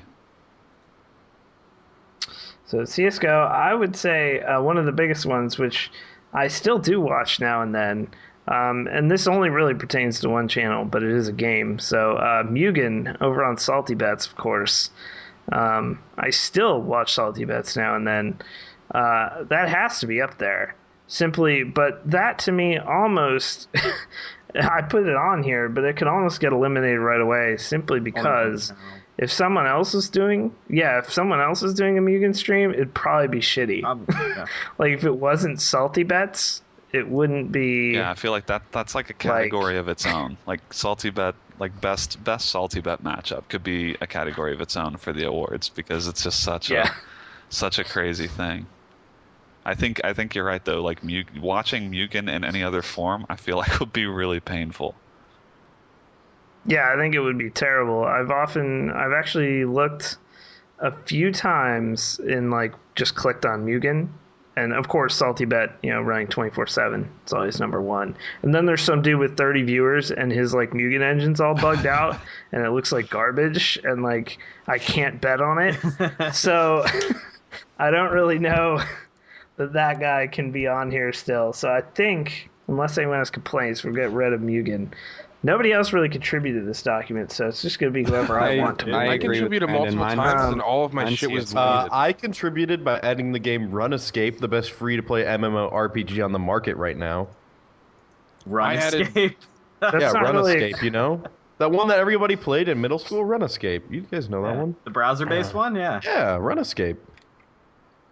Best Salty Bet new category. I added George Foreman Grill and Jack Johnson's penis, and neither received any credit.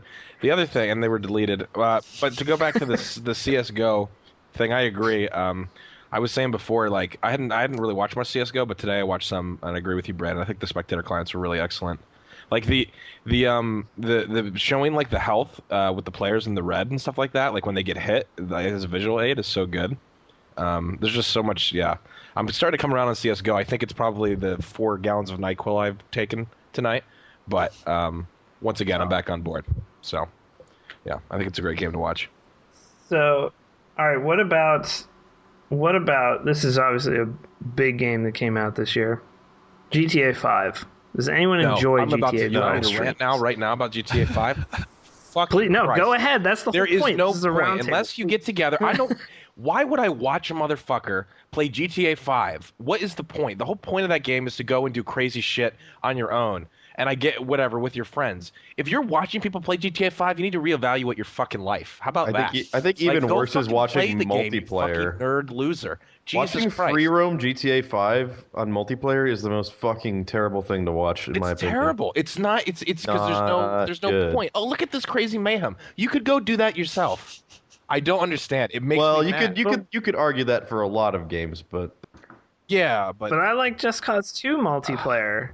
But that's even on another level of insanity. The thing is that I think Just Cause 2 multiplayer is fun to watch because it is so ridiculous that's like the bugs and everything. The bugs and everything make it fun.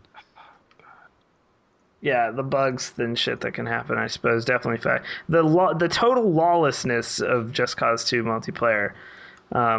Also, when you know the scale that's happening in that. Not to mention just there's more like a community to it. I feel like in GTA you sit down, you get plopped down into some fucking server or whatever it's running on. I'm not really sure how the infrastructure is in that game, and it's just like a bunch of random dudes and your fucking animosity towards all of them. Fuck all of them. And then I guess you could play with your friends, but it's getting harder and harder because if you get tagged as a what is the term that they use in that fucking online? It's like a bad sport or something. If you kill a bunch of people or steal cars, like what's the title of the fucking game is, then you can't play with your friends. Great design, assholes. I feel like GTA 5, once it comes to PC, that is a game that's just begging for mods because I think it could be really cool to watch. Like multiplayer with mods or single player with mods, but like the vanilla GTA 5, at least what I've watched, it's just not. Watching someone play through the single player of GTA 5 you should be put on a list, and you should not be allowed to have a job that requires you to do more than flip a burger at a fucking restaurant. That's it. I'm serious. It's so dumb. There's anything wrong with flipping burgers? No, there's nothing wrong with it. If that's your gig, more power to you. That sounds a little belittling. It's a noble profession. I flipped burgers all through high school and in college, but this is what my point is. Like, and the same thing. Like, I understand the online aspect. Like, I agree with you. I think Just Cause is also a good example. Like the online stuff. If you get a group of people together to do crazy shit, that makes a lot more sense. But just like watching someone, I'm not going to name names, but I watch some of these Let's Players, and Nick knows who I'm talking about. My God, I can't. Nothing makes me more upset, man. Like and sometimes they're not even talking. Yo, you guys want to watch me drive to the next mission? Sweet. Are you fucking enjoy the next 15 minutes? It's not even edited out. It's just I fucking can't. I'm just so over GTA 5. Can I just make a side note and say, in my opinion, GTA 5 multiplayer did not live up to the hype at all. So no, it's really bad. Actually, it's not fun. I'm throwing that out there. So, I think we can call GTA 5 eliminated from this. GTA 5 and Mugen eliminated. Mugen, let me say, Mugen would stay on here if there was other channels that weren't Salty Bet that could make it work. I just think when it's only one thing, you can't do it. All right. What about, and this was on the list last year, brought up by multiple people, Daisy, watching Daisy boring live. as fuck. No, Is that even a thing anymore? There's action moments, but you have to watch for like YouTube, 2 hours to enjoy any of it, and that's the problem. Daisy belongs in the highlight video. That's where Daisy shines best. So sorry. I think Daisy. It's one of those games. Daisy for me is very dependent on the person who is streaming it. I think some Daisy streams are good. Like I watch Soma, and he's just entertaining. But Sora? that's more a personality thing than the game itself. I think Daisy standalone, once there's more renewed interest in it, I think maybe it'll be better. But it's one of those games that lives and dies by the interest around it. Did that motherfucker get off a mountain yet and finish the new game, or what? Is he still climbing? No, he's off of social media until the game finishes, apparently. So, I mean, we won't see another tweet until 2016. So that's great. Cool. Make hype videos of people in outfits and then get mad when people are like, "What the fuck is this?" GG. All right. Okay, we've already been down this road multiple times. All right, sorry, I'm not gonna. I'm gonna go down the list right now. This one is actually probably just one for me, although Jenkins might like it. Ultimate Marvel vs. Capcom 3. Every time in a tournament setting, I can watch this literally all day. because the game is so insane at times. And of course, we all got caught up in the Evo hype with Justin Wong. But just to watch someone play Marvel, I don't know. It has to be in a tournament. I would agree setting, with that. I think. If it's not Evo, I don't really give a shit. Or even one of the smaller tournaments. It's fun to watch on occasion, but I can't really get too hype about it. Otherwise, it's bad all-purpose streaming. It's bad all-purpose streaming. All right, so we'll eliminate Marvel. Although we do like Marvel in certain situations, much like Mugen. It'd be done. All right, dive kick. It's too simple. Same It's situation. It's good every once in a while, but it's not something I would tune in daily for or anything like that. If somebody was known as a dive kick streamer, I would tell him to fucking figure his life. Get a different game. That's the hard thing with this category is it's hard to remove the events around a game from the game itself. I totally understand that, and we're gonna get to some big ones for that too in this list. So dive kick can be eliminated. Battlefield 4. I actually have watched Sacriel. John, you're muted. It's too new, but Widgety Bear is the greatest thing that's ever happened. Yeah, but outside of Sacriel and Widgety Bear, like, who else are you gonna watch on Battlefield? Like, I can't really think of very many people. I don't know, but I like watching Battlefield, like, because even the epic moments, like, to me, never get old so far. It is very new, Sergeant though, Enigma obviously. needs to stream Battlefield, and then does he still play? He does need to.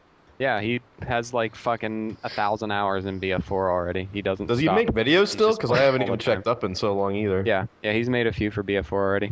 I should probably. I think that's one of the things going in Battlefield's favor is that for a viewer, the epic moments in Battlefield and for lack of a better term, Levolution, that kind of stuff.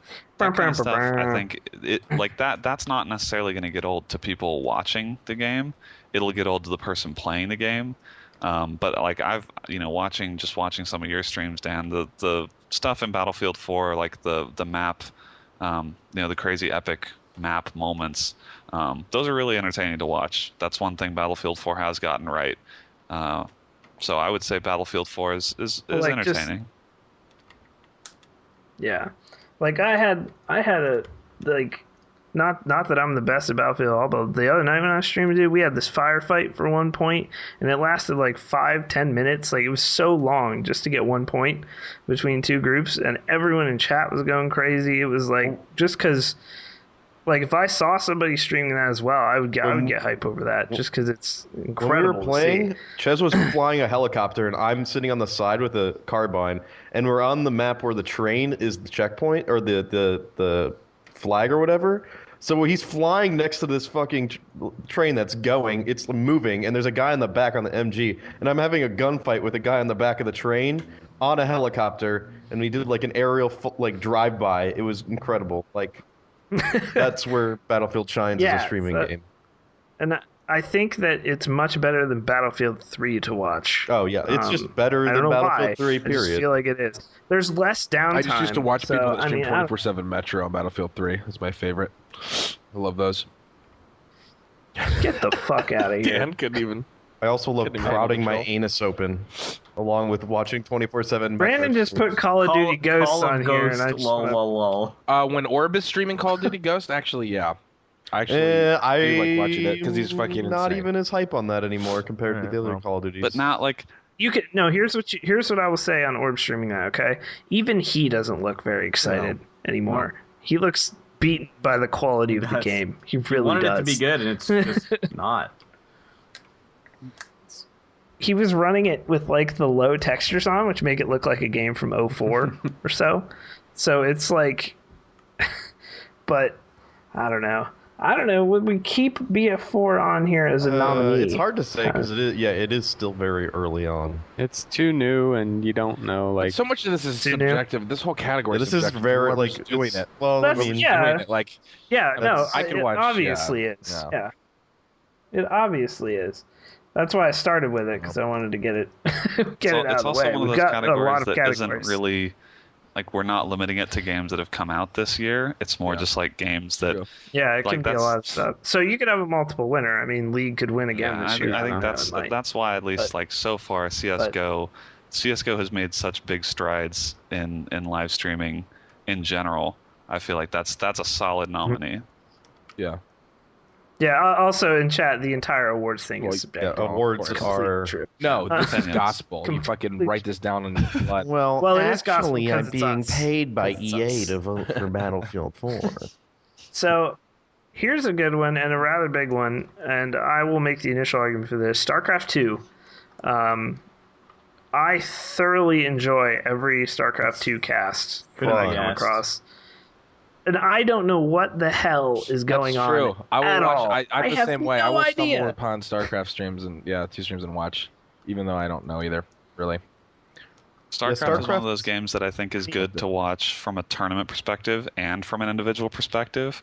Like I like both ways. I used to watch Eric Bruner. He was awful. Yeah. But he knew it. But he was trying hard, and he knew more than I did. But I'd still watch it, you know? Yeah, I think their spectator stuff is pretty good too. Like giving you kind of an overview of what's going on, even if you don't necessarily know the units and things. Just kind of seeing seeing the worker supply and like units killed and things like that kind of give you an idea of how the battle is shifting. I think stuff like that's really cool. StarCraft lends itself really well to that. Also, let's put this in perspective again. My wife watched the grand finals last night WCS? with me. So she was watching. She had no idea. She had no idea at all what was going on. She was fascinated though that a video game had like casters. What's your wife main? Is she a tosser? She would probably be a Terran No, it's player. a fucking She was dirty barbarian. Terran player. Spam Marines more, bitch. So I think that one stays. I think we can have that stay as a nominee. I think it StarCraft deserves 2. it. But I think unless it anyone deserves has it. objections. Yeah. Because both from like a tournament standpoint and a personal standpoint. When you get a good person on stage, moving on. Let's go, whatever. Oh, go ahead. Go ahead. I was gonna say when you get a person, a single ahead. person streaming StarCraft that talks through what they're doing, it's very entertaining. Yeah. Yeah. I remember when you were into it, you said you were trying to learn for a little bit there. That did not get through very far. I'm still shit here. So now we come to the 3 heaviest hitters. Well, two of the heaviest hitters, with the third being StarCraft on Twitch. Dota 2. Better than League. Better than League. Still, I only prefer to watch major tournaments. I don't watch individual Dota. I'm not huge into Dota. I'll watch the Dota when it's a huge tournament. Does it count as a live stream when it's the in-game broadcaster? Because it's not.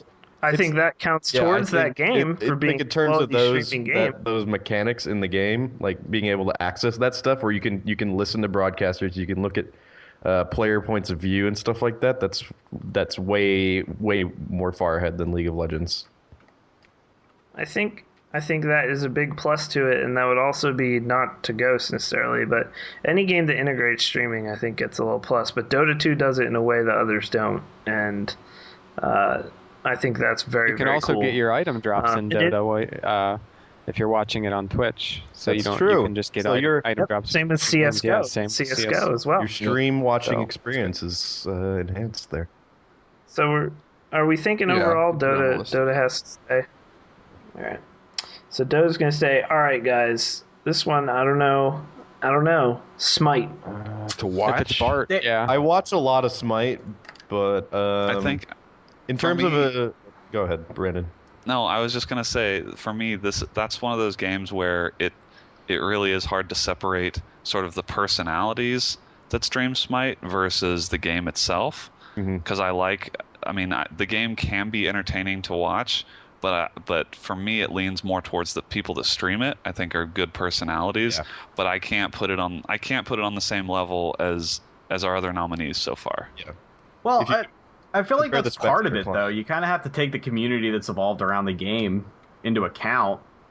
Yeah, there's definitely, in a lot of these games, there's different reasons people would go to different streams for personality, for high skill gameplay, that kind of stuff. But yeah, I think it's they go to KBMOD for all the high school gameplay. I understand. I think it's hard.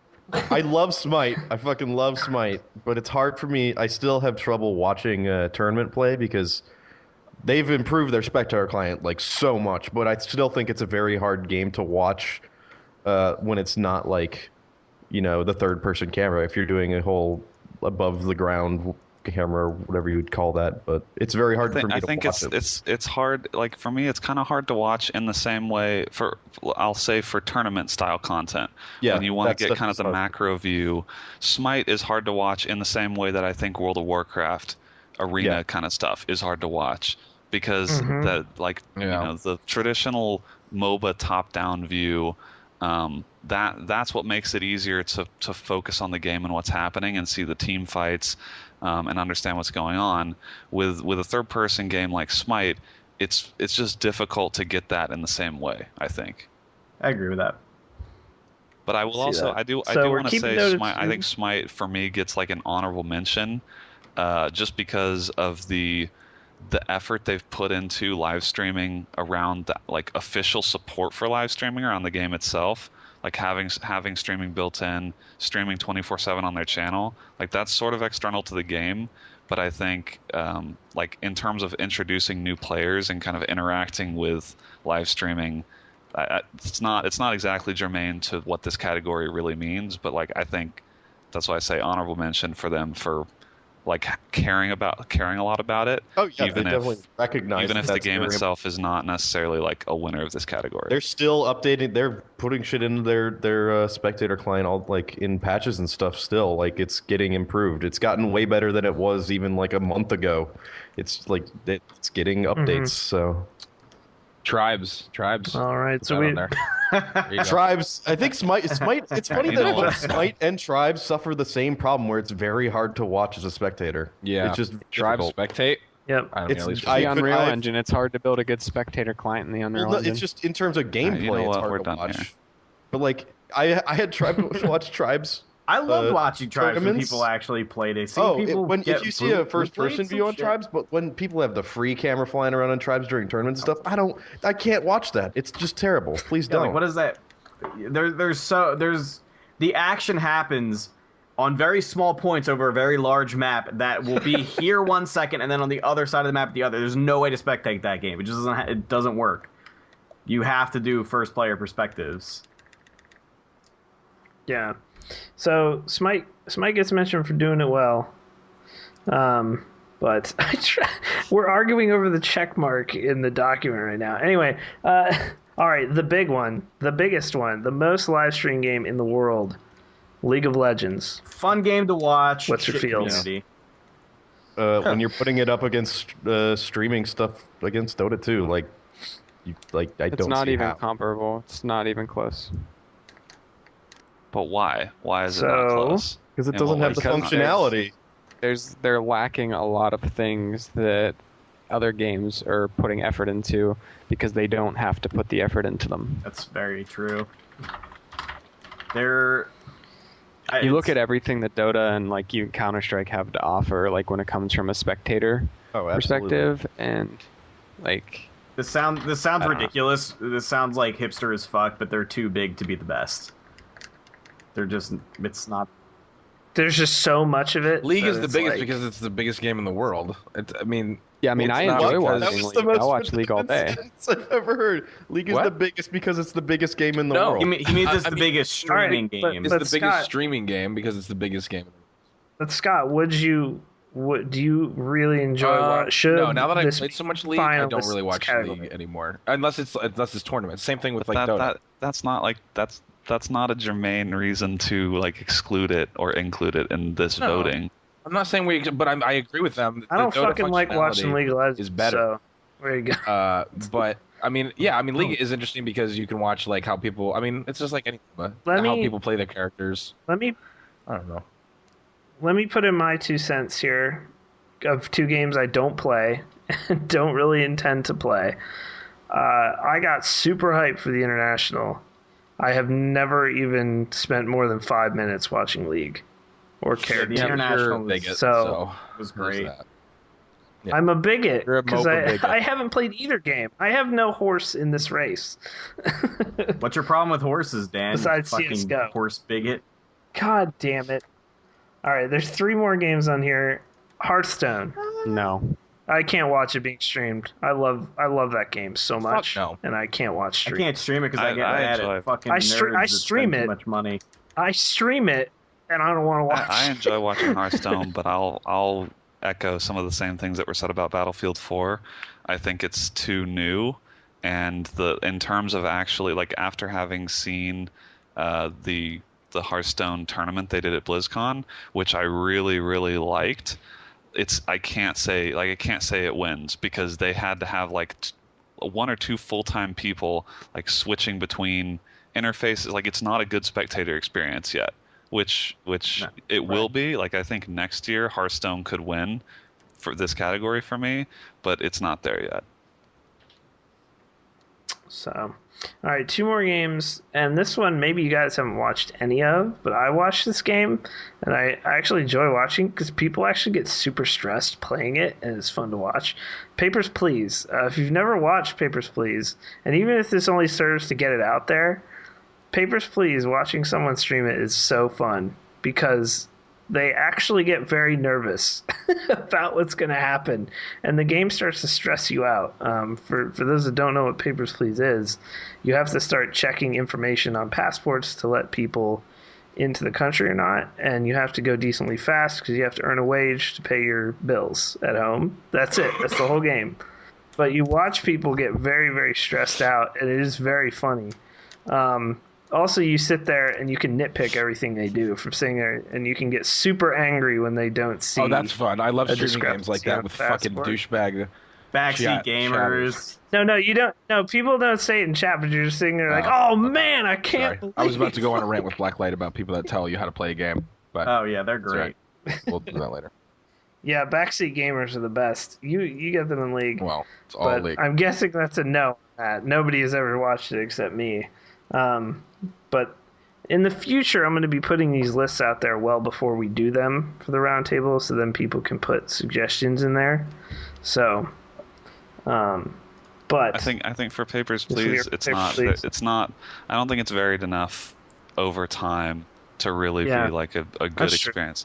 once you've watched one, I feel like it maybe is kind of like GTA Online. Like maybe the first few times you watch it, you tune in, and you're like, oh, this is cool, but then you realize there's really not a whole lot there. I've never even watched the game at all on YouTube or Twitch because I'm saving that for myself. try it sometime. That's true Wow. too. It's one of those. It's one of those games you It's- probably shouldn't watch because you should play it for yourself. Yeah. That's true. That's true. Last one that I have on here, and then I'll ask if anyone wants to add anything at all. Binding of Isaac, Oh God. which I love it. I used to watch a lot. Isaac races are one of the great things on Twitch, but that falls into the Salty Bet problem, in that Salty Bet is the only Mugen channel worth watching. So there's no point in really having Mugen on this list. But Isaac races are amazing. They're incredible to watch because making fast decisions in Isaac is usually a recipe for death. So, but when you see an incredibly good player at that game, it is fantastic to watch. The hype gets very real in those streams. But anyone voting for keeping this besides me? I mean, I enjoy watching Isaac. I think I also it's- enjoy Super Meat Boy the same way, but it's just not like a real thing. For me, Isaac falls too close to like associating it with the person streaming it rather than the game itself.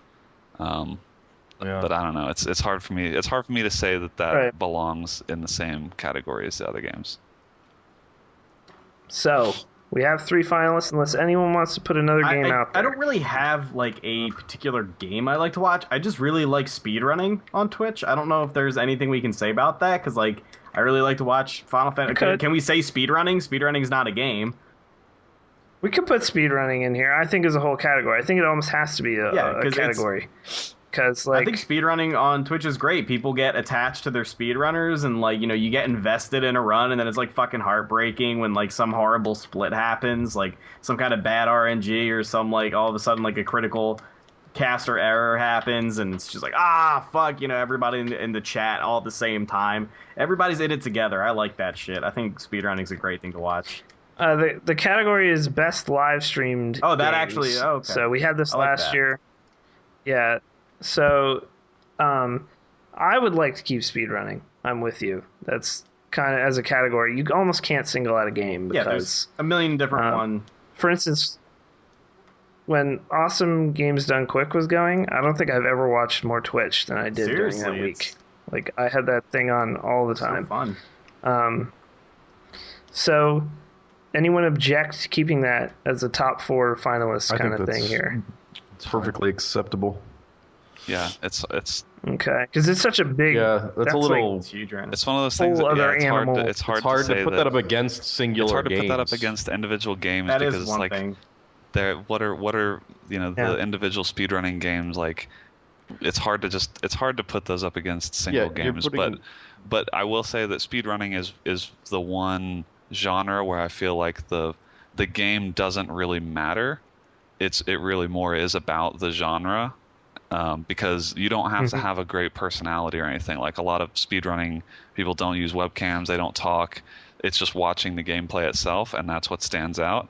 So, dude, they fucking speedrun Crash Test Dummies for Nintendo. That game is garbage, but they speedrun it. It's fucking awesome. I think it's really fun watching people, test the boundaries of gameplay mechanics and just seeing and just shit you would never think of. Like, oh yeah, like the basic, like a basic rule, you run through almost all of Ocarina of Time backwards because you move faster that way. Shit like that. I love that shit. The only thing I think with adding that is that category could win every single year.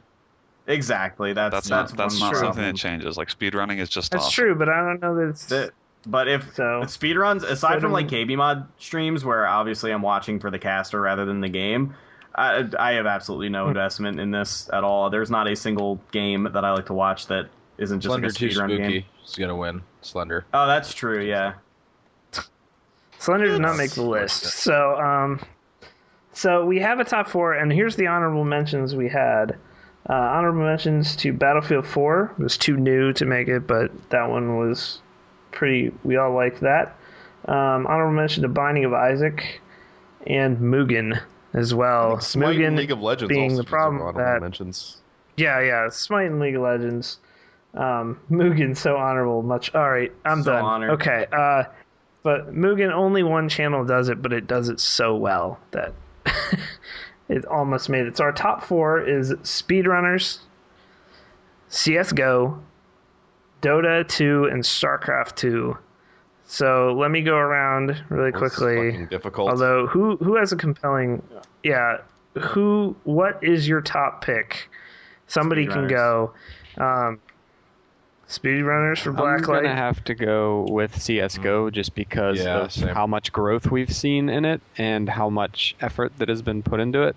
I think that when it comes to esports related, which is what I generally like to watch on Twitch, I don't think anything touches it in terms of growth or like I don't know, just like it's excellence. Like if you watch Nip Gaming TV, you watch Fnatic Go TV, like there's a lot of people doing really good Counter-Strike stuff, and I don't even play a lot of Counter-Strike, but I think from a content perspective, nothing touches it right now.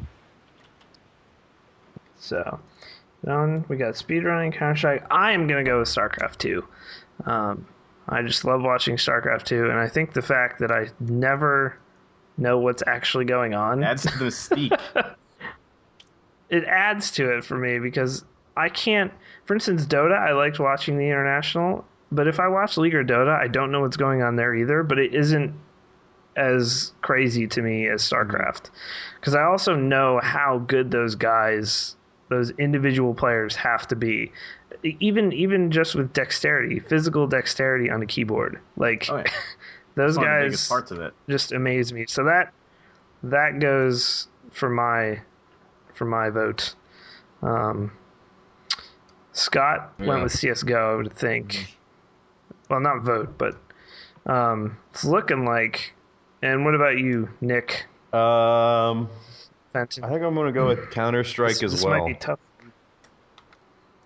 Because of the improvements? Like, it's bounced back so much because of the improvements that have been made. Like, I mean, as far as a spectating experience now, like it's on an even playing field with Dota. And yeah, it's basically. I enjoy watching FPS games more than I enjoy watching MOBAs, so that's the only reason I could say Counter-Strike over Dota, because it's the same exact experience in the two games, and they're both incredible.